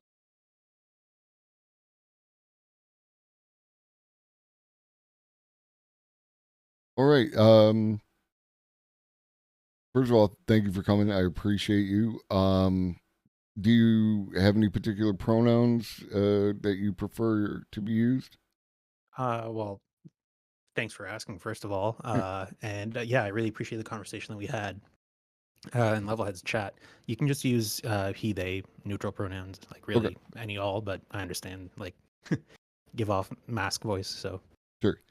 And do you want to tell people like what your what's your pedigree? Like what do you do and the reason, like your foundation for the conversation we're going to have today.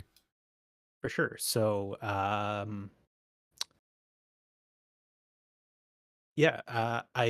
have a bachelor's degree from the psychology department specializing in mental health. I'm currently working on a clinical trial in a psychiatry department at a hospital.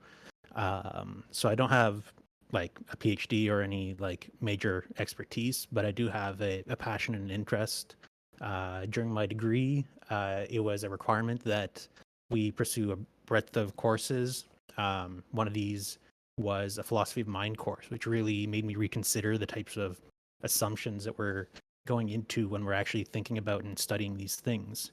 The course had people from many different departments: philosophy proper, neuroscience, psychology, and the professor was a really good pedagogue. He is actually the author of the page on panpsychism in the Stanford Plato Encyclopedia. One second, I'm getting rated. Oh, yeah, no worries. Oh, wow, that's huge. To our own resistance is futile. We are. What up, Raiders? How we doing? I am Globus the Elder. You might know me from James's chat as being an incorrigible, general person, and just smoke the weed, kids is the tagline. The peril here. Thing is, like any other shiny new toy, AI is ultimately a mirror, and it will reflect back exactly who we are. Thank you for the follow. Thank you for the subscription there, James. I appreciate you. We are today, like normally I talk about AI Monday, Wednesday. This week I'm doing extra because my son doesn't have school, so that gives me a lot more free time. And today we've been talking about consciousness. We've been talking about the brain and these things as they relate to AI. Appreciate, like, by all means, Ted Cruz.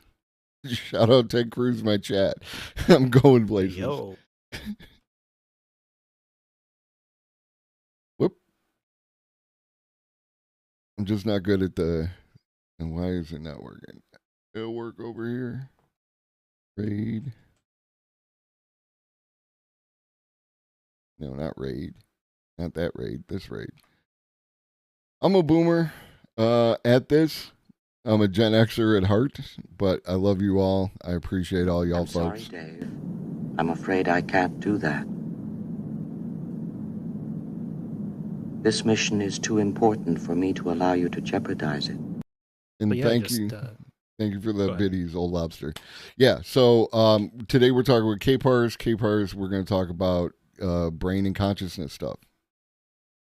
So please continue. Interrupted you. So I was just saying a bit of a background in psychology, working in a clinical study at a hospital right now.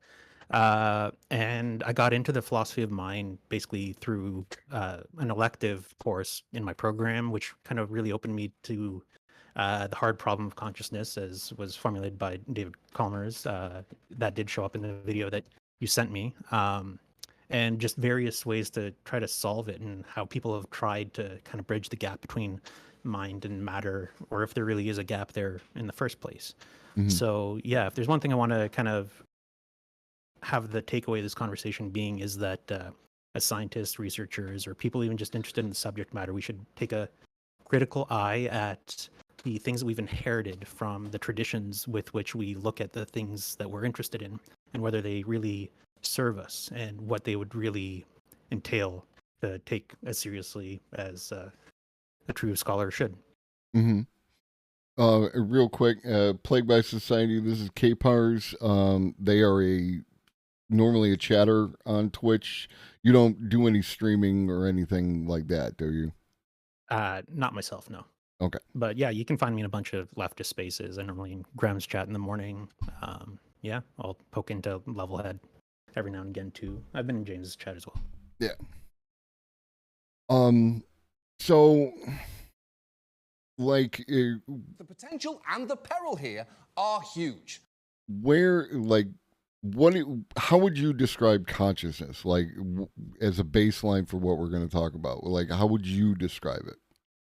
Oh, that's a big question, but I'll definitely give you my opinion. So I think that uh, consciousness, the way I want to be talking about it, is Mhm. more than just like being awake or asleep. It's more than having like a present awareness. I think that it goes beyond the ability to like articulate a mental state. I think that to really grasp what we mean by consciousness, we should start thinking about how our brain pieces together the sparse sensory data that it collects into this first person experience that we are kind of inhabiting with all the qualities and details that our senses can provide us. So to me, the big problem kind of left over in the philosophy of mind is explaining scientifically in a kind of materialist way how is it that consciousness arises or emerges from brain states. We know they're correlated. We know that by looking at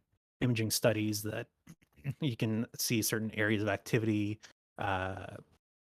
be correlated to mental states. You can give somebody an anesthetic and suddenly there's a lot less activity in certain regions, and we can correlate mind states to brain states, but how exactly those pieces fit together beyond a correlation into an actual mechanism to produce that experience that we have, I think is a big open problem. And yeah.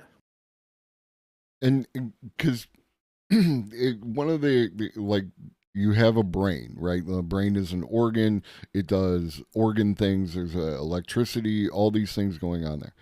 But then there is the person, right? Like, Yeah. where am I located in my brain, right? And that's the fundamental question of consciousness is, how do these two things interrelate? Yeah, that's actually a really good question. I guess to try to start to think about that, I can introduce a classic thought experiment. It's pretty controversial. Mhm. Not a lot of people, well, it has its dissidence, but I think that it serves a purpose to think about. So there's a guy named John Searle who's a philosopher of mind, and he has this idea, thought experiment called the Chinese room. Mhm. And what the Chinese room is imagine there's a room with no windows, no no way to kind of really get in and out, and there's a person sitting there with a book, and the book has a complete list of every possible mapping of every Chinese character to an English one, and every kind of possible response. It's basically a big lookup table, a theoretical lookup table. And you're sitting on the outside and you are feeding little slips of Chinese characters under the slit in the door. And the person goes to the book, sees the characters, takes the rules that it sees in this lookup table, and spits out an answer. Now, what's interesting about this is that nobody actually has to know Chinese in order for it to have a input-output relationship that is correlated with it, where the input is correlated to the output, where it actually makes sense, where meaning has been exchanged, right? The person inside the room doesn't know Chinese. The person outside the room doesn't have to know Chinese, but between the exchange of this syntax, there's something that came about. There's a meaning that was exchanged. So if we're thinking about where is consciousness in our brains, the analogy is that there's probably no one organelle or subsystem or little location to put the brain, and that we should be thinking instead of systems and networks, because it's not about where the consciousness happens, it's what combines in order to create this. So the people studying the brain have moved away from localized studying kind of like localized functions and looking at how things stack together. With that, the brain network that kind of goes dark when we're under anesthesia is called the default mode network. And interestingly, a lot of the people studying psychedelics are also into the way that psychedelics actually disrupt the default mode network, and how that kind of influences our state of consciousness and how we receive information and deal with schema. I'm not sure if you're familiar with that, but it's basically just imagine Yeah, your I've brain is heard the creating word. predictive Go ahead. models all the time, and we can basically make a shorthand for these predictions to be schema, right? They're like, oh, I expect a dog to look like this when you're walking, pass on the right side. These are like shorthand rules that kind of build into our brain so we can handle problems quickly and without giving too much conscious thought.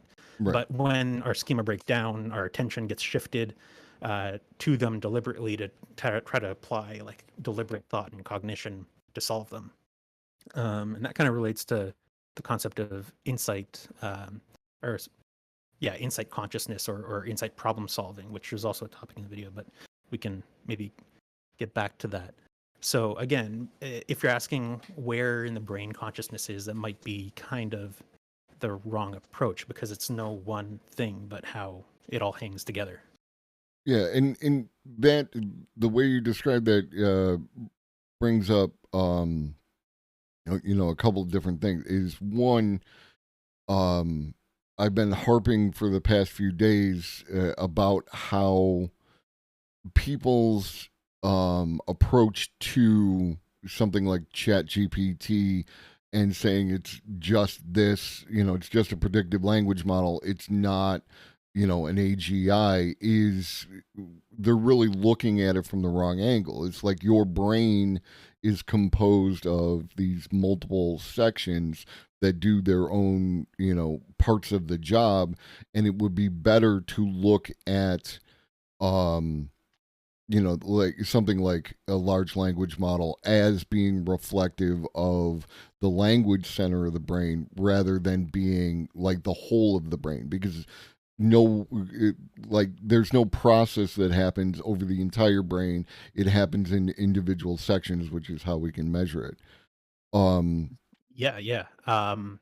And I think that's kind of what our conversation started as. I was being a little bit dismissive of GPT-4, and but that is to say, I think that you're onto something. I think that we can. It's only by breaking things down into controllable parts that we can actually start to gain knowledge about things. So if you look at what a model does, it puts reasonable assumptions and constraints on a completely open problem in order to be able to actually create predictions and create an estimate and see how it goes. But you have to have a good reason to put these constraints on the model. They don't come out of nowhere. They're usually well justified. But in the end, it's a simplification. You cut down the resolution, you do something in order to be able to create an estimate and get a prediction.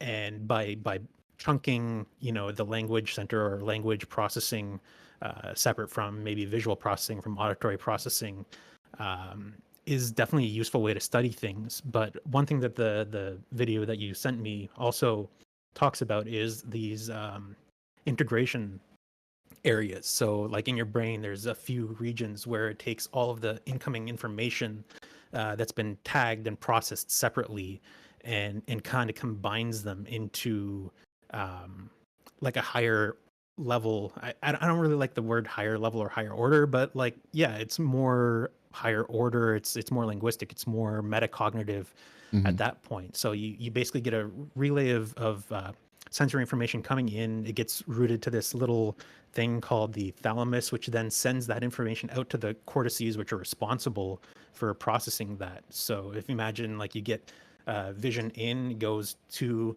the thalamus, that gets routed to the occipital lobes at the back of your head, basically. And there's like 5 separate areas. One tags edges, one does color, one does depth, one does XYZ. And then it sends that information back to the thalamus, which sends it to the frontal cortex and these parietal integration areas. So the parietal lobe is this like little strip across the back kind of top of your head. And these are areas that are really involved in the default mode network. So a lot of it is about, what the separate little chunks do, but also what's really critical is how the chunks, after we've studied them in isolation, then actually come back together to integrate understanding in this more complex way.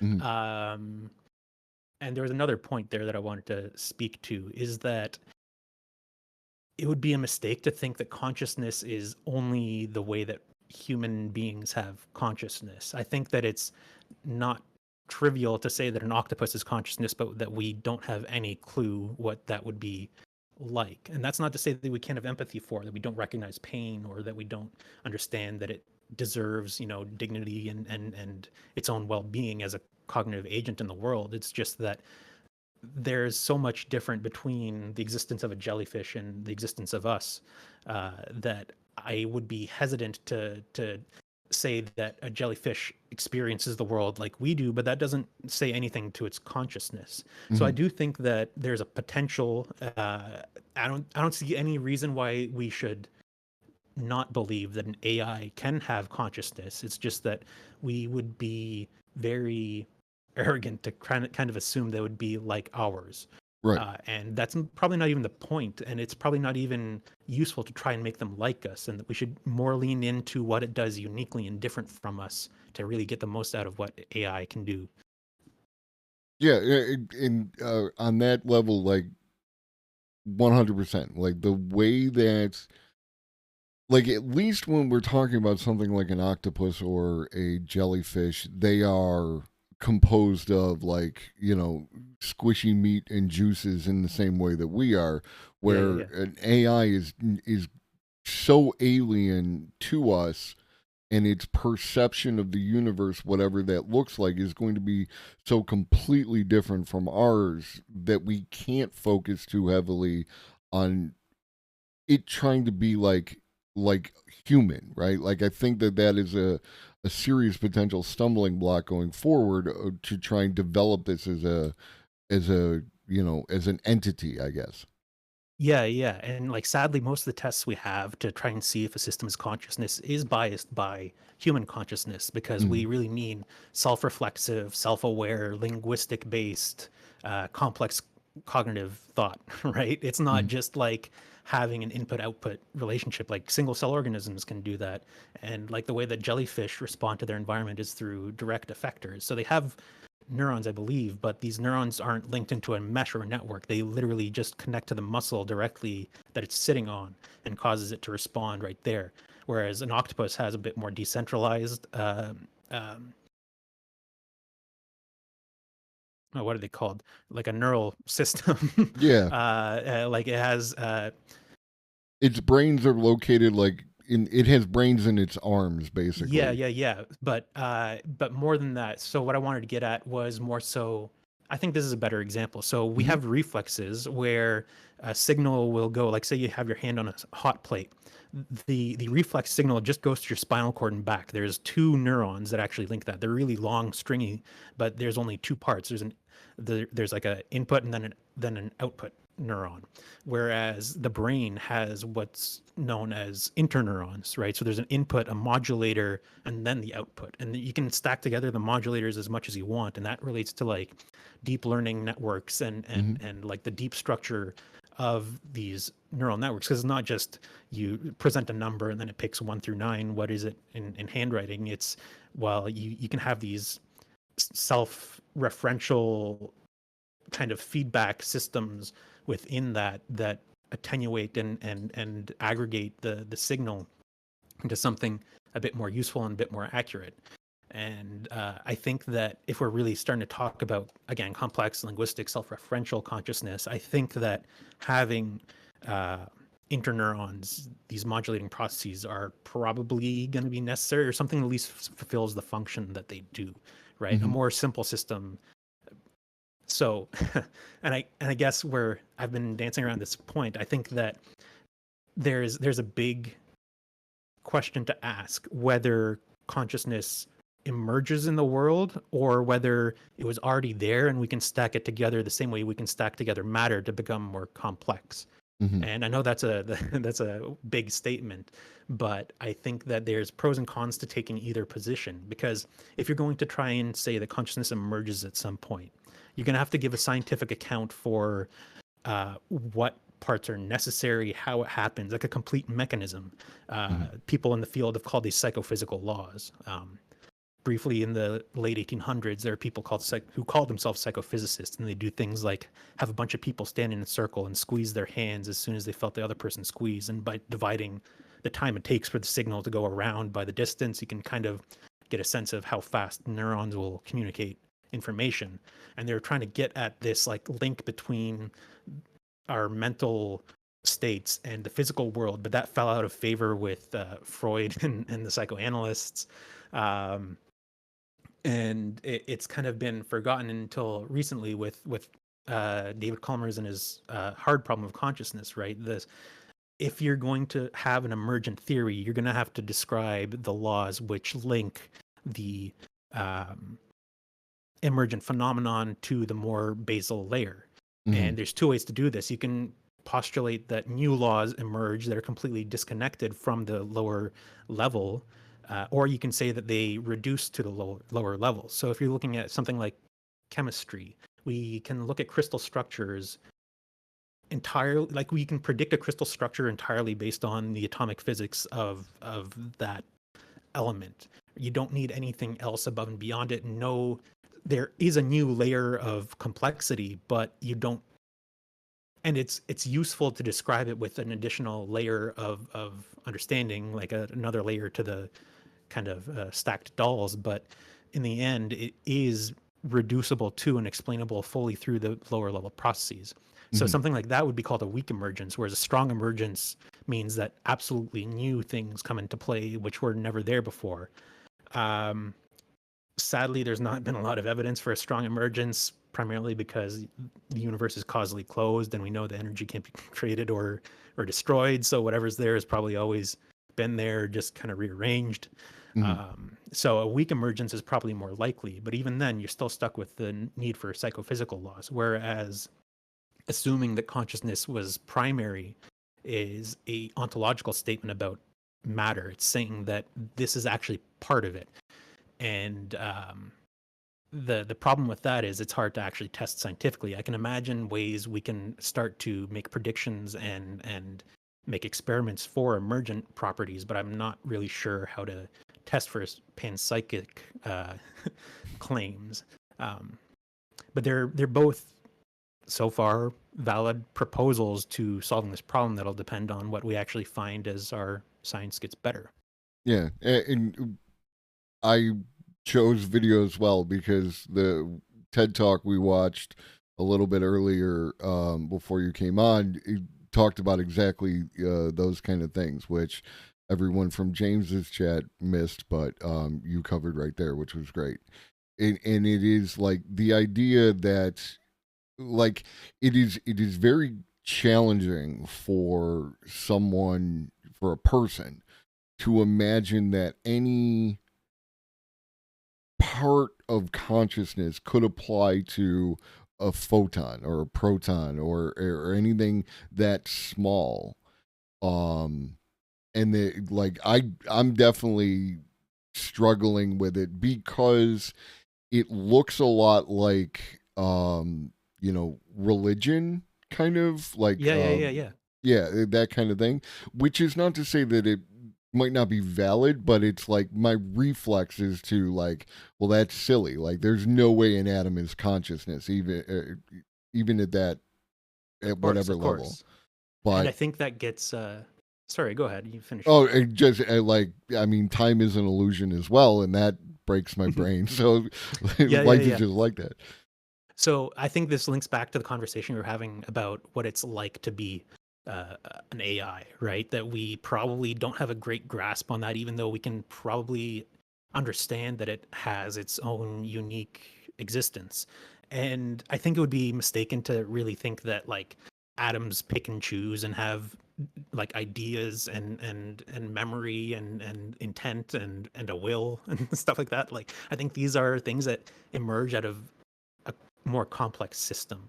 But the point is that you can get around the issue of creating psychophysical laws by creating an identity, like making an identity claim between brain or like matter and mind, saying that there wasn't actually any difference in the first place, that it is the same thing, and that it's not that mind reduces to matter, but that it has the need to be explained entirely on its own.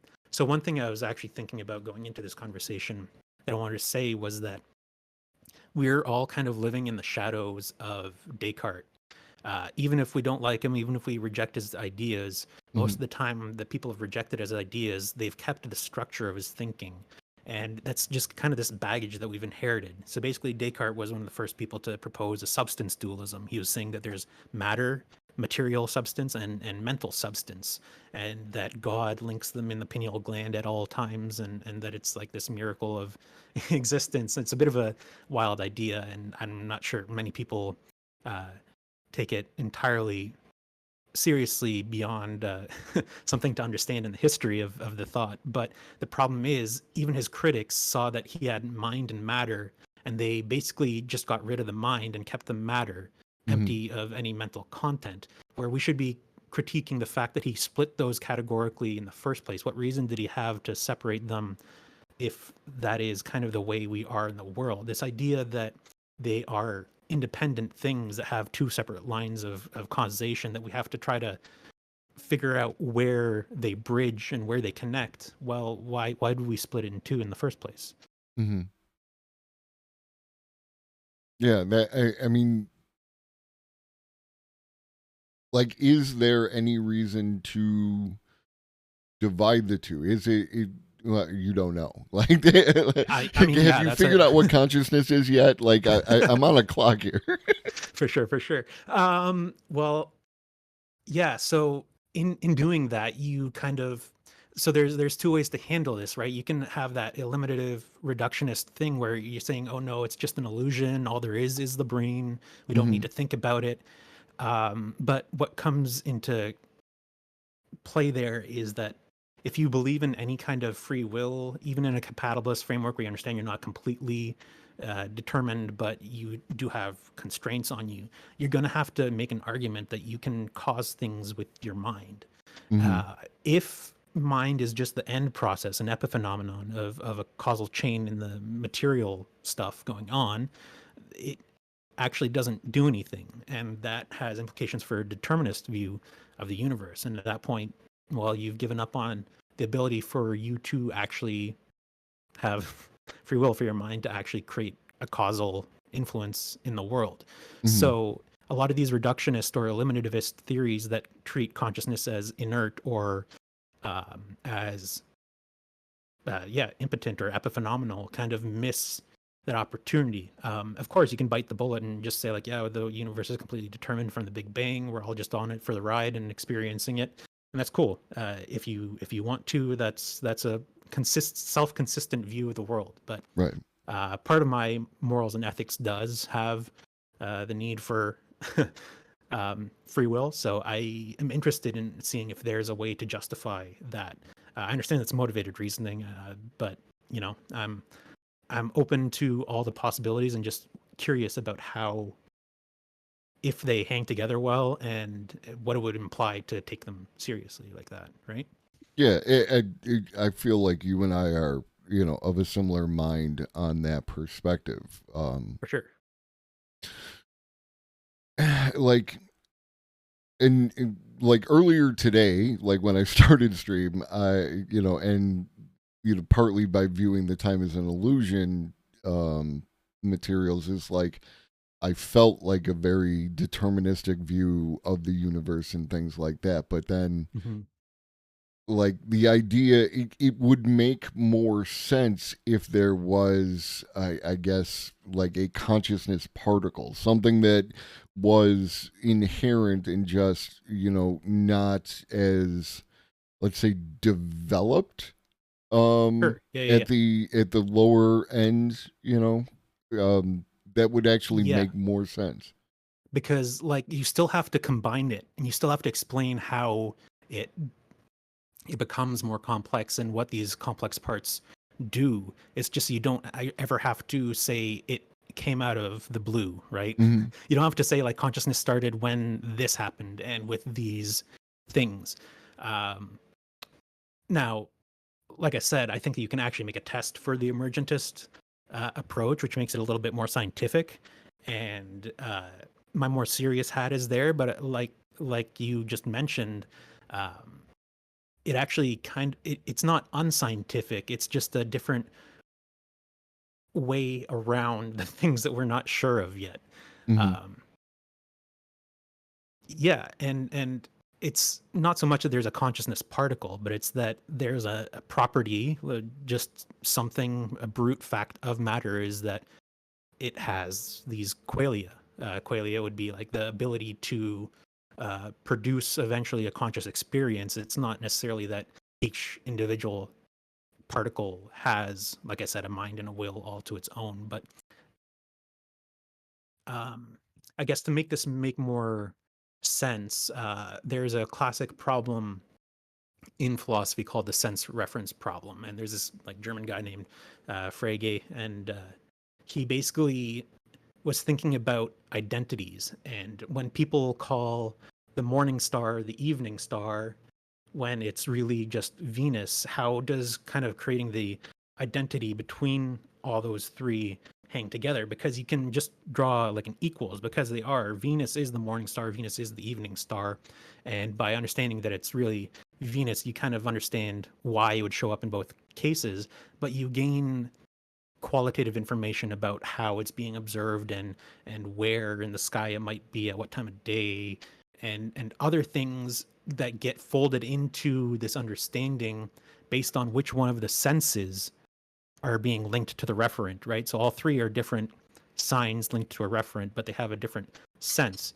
So what some people are saying is that it's not a sense of substance dualism, but of property dualism. This is just another property that matter has. No, that would definitely make sense. Yeah, like the consciousness particle is just, a fun way to put it. Yeah, of course, yeah. To go back to something you said earlier, you talked about schema, right? And how the nature of our brains is to predict things, and like the concept of surprise and all these other things. Yep.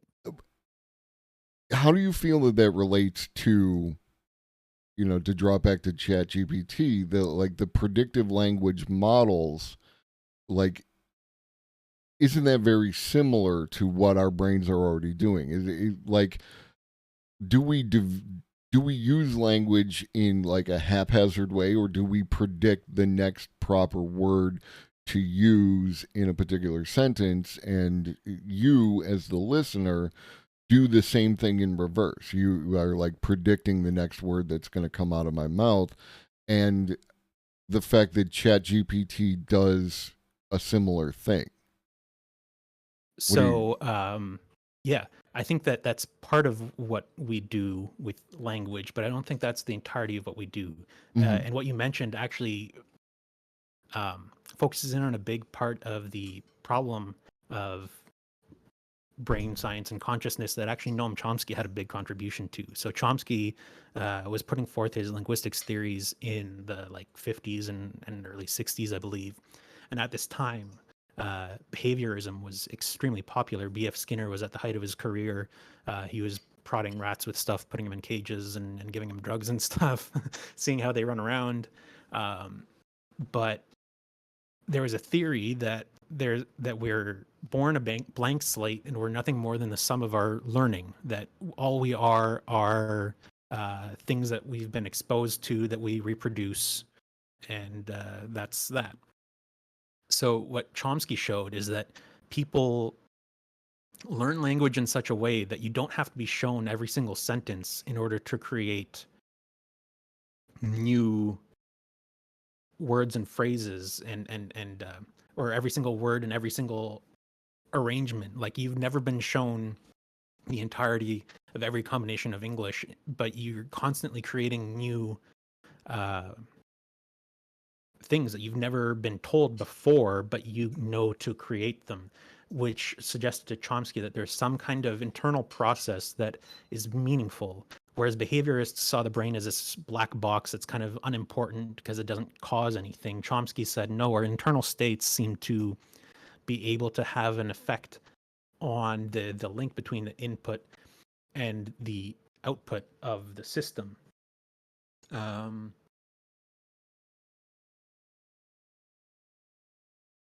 Yeah, so with being a language predictive model and the element of surprise, there's a few things I want to talk about.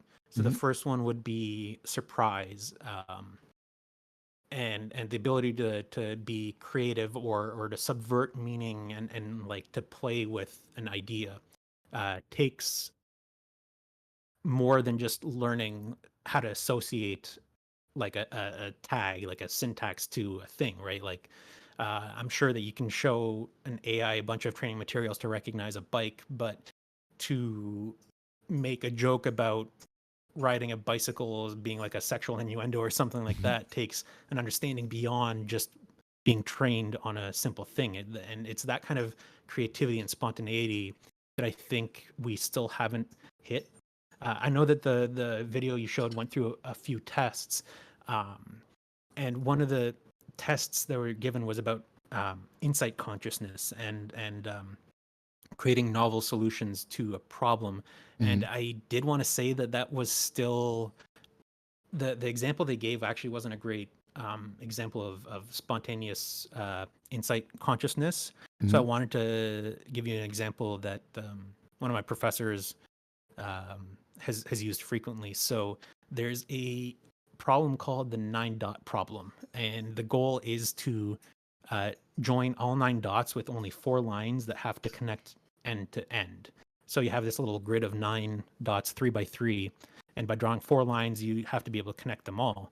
And what is interesting is that it's a very, very hard problem. The spontaneous rate of solving this is basically no different from 0 statistically. People almost never are able to do it on their own. However, when they're shown a simple insight that shoots all the way up to like almost guaranteed they're going to solve it within the next like 2 or 3 tries. And that insight is that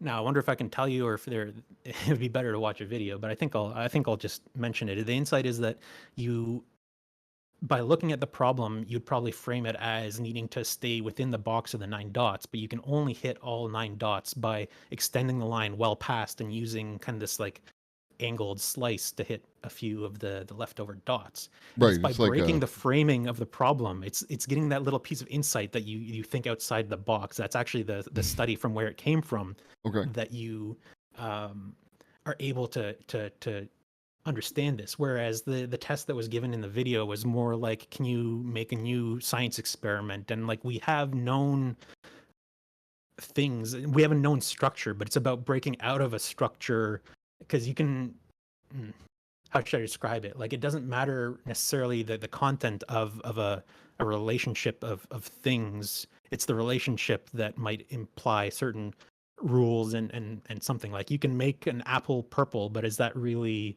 spontaneous? Not so much, because apples exist and purple exists, but can we create a new fruit that has never existed before or something like that? Like, I don't know, I'm starting to struggle with this, but there's a certain element of insight which is definitely hard to grasp. And I think that the language probability models that we have, because they rely on training data and on finding patterns and sticking to patterns and making use of patterns in order to predict and create future like things like respond to you in a chat, I think that that's kind of what separates right now our human brains from these language models, is that ability to break the frame and really get spontaneous insight to our problems. But I will say that people have been working on ways to integrate the technology that exists already to facilitate this insight learning. And a lot of that also does make use of AI and other, like the people who are into it call it psycho technologies. So one thing that AI might be good for is not necessarily the insight that it can do, but prompting our own insight in creative ways. And it's this like interaction between our tools and ourselves that we should really be focused on more than really like trying to equate us, right? Like a chainsaw can do more than a handsaw can because of what it is, and we should leverage what a chainsaw does more than what we could do with it. Or look at the history of drum machines, right? They're either shitty drummers or they're something that can play faster than any drummer on perfect time and create sounds and things that were never before created. So we have to be creative about the way that we're actually applying it and understanding it's not just a cheap copy of something that came before. It's something with its own potential and possibilities. My question then will be like, are we in fact like, it's the idea of, you know, of new, right? New is a strange word, because like I would say like for invention, the vast majority of our inventions and creations and things like that, I equate it to just smashing two things together and seeing if it works now, right? You know, that kind of thing. Like the ability to create something new is like, especially in terms of like, you know, art and writing and things like that.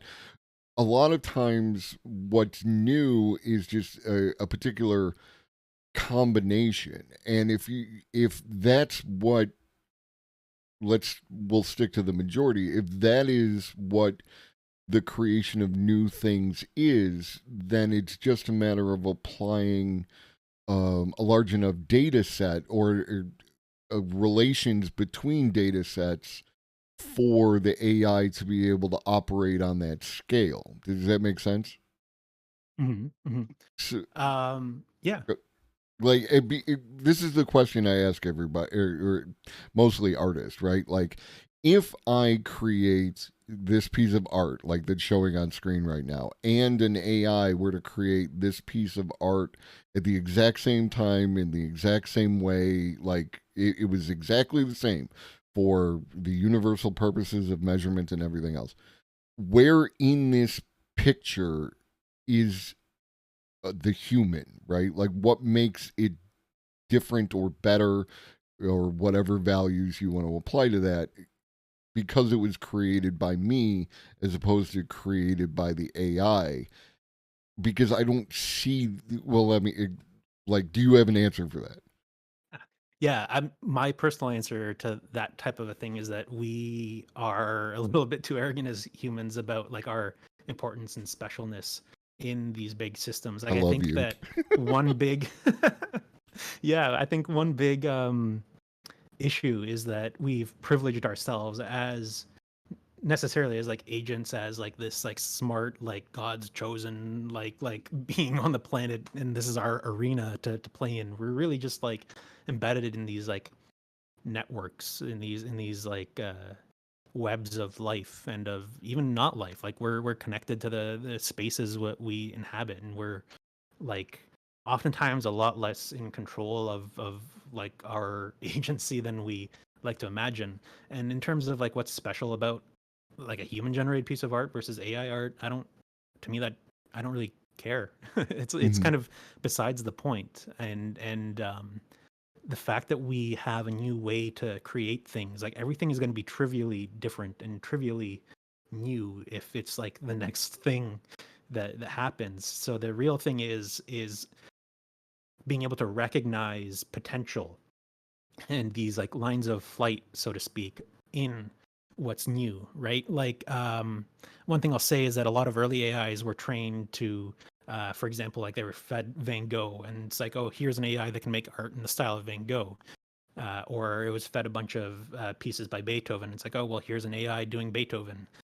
What's interesting to me is actually when you let AI create freely, and I don't know if maybe this is just my pattern making brain misleading me, but I feel like there's almost a certain quality and a style to AI art. Like even if it's like across different things, you can kind of tell it has this like swirly, wispy, kind of vague, suggestive aspect to it. It's created its own style already, and we didn't really have to tell it. So I think that's kind of cool. And same thing with AIs making music. I think that when we start to lean into the things that it does instead of trying to replicate human art, I think that's where we're going to get some really interesting things and creation, right? And again, I think that it's fully possible for them to have their own type of conscious experience. I think that all that is possible. But again, it's this trying to equate it to us that's really the disconnect. Right. Yeah, because if the AI is capable, like if we were to apply the everything has a consciousness, right? Then the AI is conscious. And Yep. if it can create art in its own style, then it has culture. So now, not sometime in the future do we have to deal with the ethics of something that has consciousness and culture and how we interact with it. But today, we need to start asking the question of, are we being ethical with our interactions of these existing AI and machine learning systems? Yeah, I would fully agree. On one hand, I think that we're a long way away from creating like iRobot or like Blade Runner, like cyborgs and things that are existing like alongside us with full autonomy. But at the same time, if we're not asking it now, it's going to sneak up before we're ready to actually deal with it. And without taking seriously the implications of these things, we're going to get blindsided. I think that you're right. There are ethical implications for something that might have sentience and how we're going to use it. Like, are they just going to be like enslaved to us, or are we going to like offload all of our labor and tasks to AI? Well, what rights do they have? Should they have rights? Like, these are big open questions that I don't think people have good answers for just yet, but it's the curiosity and the openness to actually ask those questions that I think that we should foster now. I don't think anybody has a good solution, but being able to entertain solutions is what we should be doing. Yeah, like even now, if it has, like, I mean, as it is, we apply our human values to, like, you know, if you are vegetarian or vegan, you apply values to, you know, animal levels of consciousness.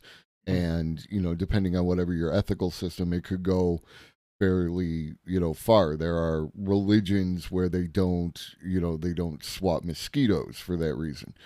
So if we're anywhere near that with these, then, like, am I authorized by whatever to turn it off, you know, like, or should it be allowed to continue to exist in whatever form? Because we're already doing that. Like, we're already, you know, redoing these, you know, systems, and we're making changes to them. But, like, how far off is that from, like, you know, I guess brainwashing or remapping someone's brain to be more like we want it, you know? Yeah, yeah. I think those are really good questions. I think that, well, to some respect, I think like turn it on and off would probably be a bit more analogous to going to sleep, because the actual system won't start to like degrade or decay. Of course, everything does. Entropy increases. Like, you leave a computer long enough, it'll fall into dust. But like, it'll be there when it comes back on. So the substrate on which it's like implemented is not really going anywhere. The continuity of identity. Like, yeah, exactly. But there are, I mean, like, imagine just being knocked out by a tranquilizer at random. Like, that would be awful. Right. So I think that,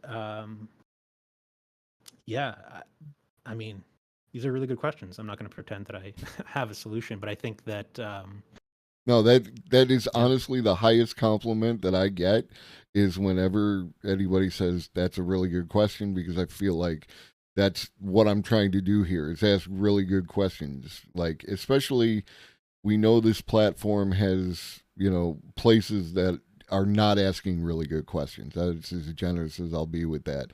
And yeah. I think that it has much more potential to be a place where we're asking really good questions and having important conversations.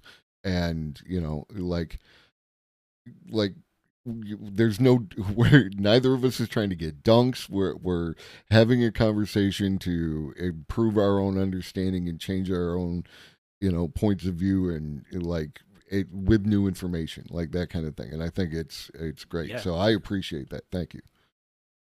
No, I mean, that's also why I sought out this opportunity. Like, you definitely have your own knowledge, and I learned stuff from the things you sent me. So yeah, I was looking forward to having like a open, flexible, good faith conversation here. And and we got it. It's great. Anything else you want to touch on? I'm sure some things are popping into my mind here and there, but we know each other, we have contact, so at best, I'll be hanging around, and I might send you some videos or some further materials. If anybody is interested in chat by these topics, I'll throw out some recommendations in terms of literature or people to look into. First would be David Chalmers. He formulated the hard problem of consciousness, and he has a few books out on it. Some of my favorites are Jaegwon Kim. I can write it in chat once we're done. Mhm. But he has some textbooks and some books on physicalism, which is basically materialism, but considering that physics has gotten so complex and so weird that we can't really just like link it back to hard touch matter type of stuff anymore, and what that might imply for brains and mind. And then William Seeger, who also has a book called Mental Fabrications or something along those lines. And again, he's getting into this idea of weak emergence and what would be necessary in order to start to prove it, and what kind of experiments might be able to put into practice with all this stuff. So yeah, I'll put those in chat for the curious, and love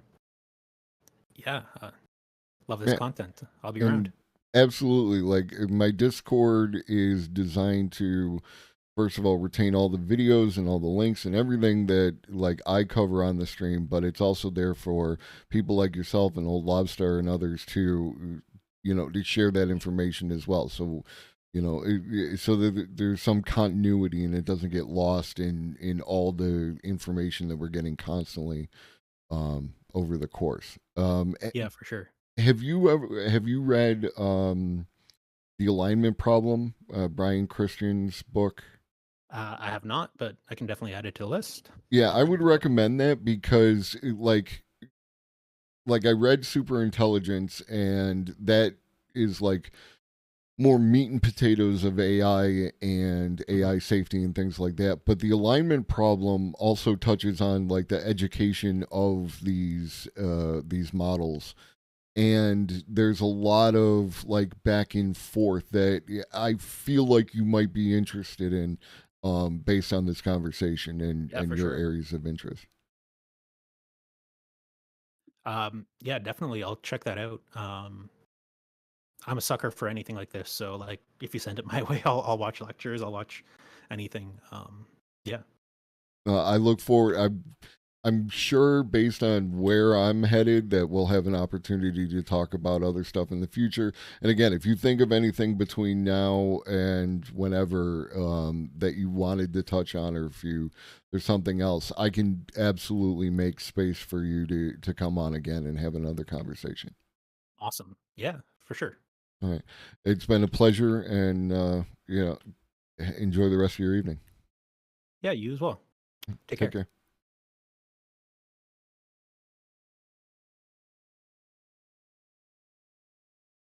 All right, chat. Did you enjoy that? I hope you did, because I did, and this is what I do. Like, if this is your first time here, this is what I do. I talk about AI. I have conversations with very interesting people around these subjects. I have collected all my VODs have been highlighted. So this is episode 48. There are 48 different episodes of you to go back and look at. And usually my titles are fairly accurate towards the information contained within. And then if I'm having a conversation, that's also listed in the title so that you can you can listen to that as well. Tomorrow, we're going to be talking with Greg, the peer review. You might know them from Ministry of Science on Homozygotes channel. We're going to be talking about life, what defines life, whether or not something that's digital could qualify as alive. I'm super looking forward to it. I always love talking to Greg. So yeah, in the meantime, that's going to be it for me today. I appreciate everyone who came through. Who is up? Well, all right. So my homie, if you haven't seen him before, you're going to see him now.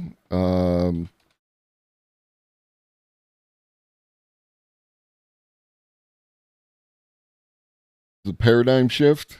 He is my favorite streamer, and it's always interesting. It's always a good time. It's always like variety and creativity, and I highly recommend it. And like, at least stick around for the raid, but I hope you stick around for longer. And we're gonna watch the new Cody Shody. I save Cody to watch with Paradigm and Paradigm's chat because it's just a thing. It's my favorite place to be. In the meantime,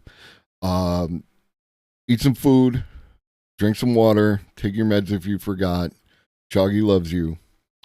So do I. And I will see you tomorrow.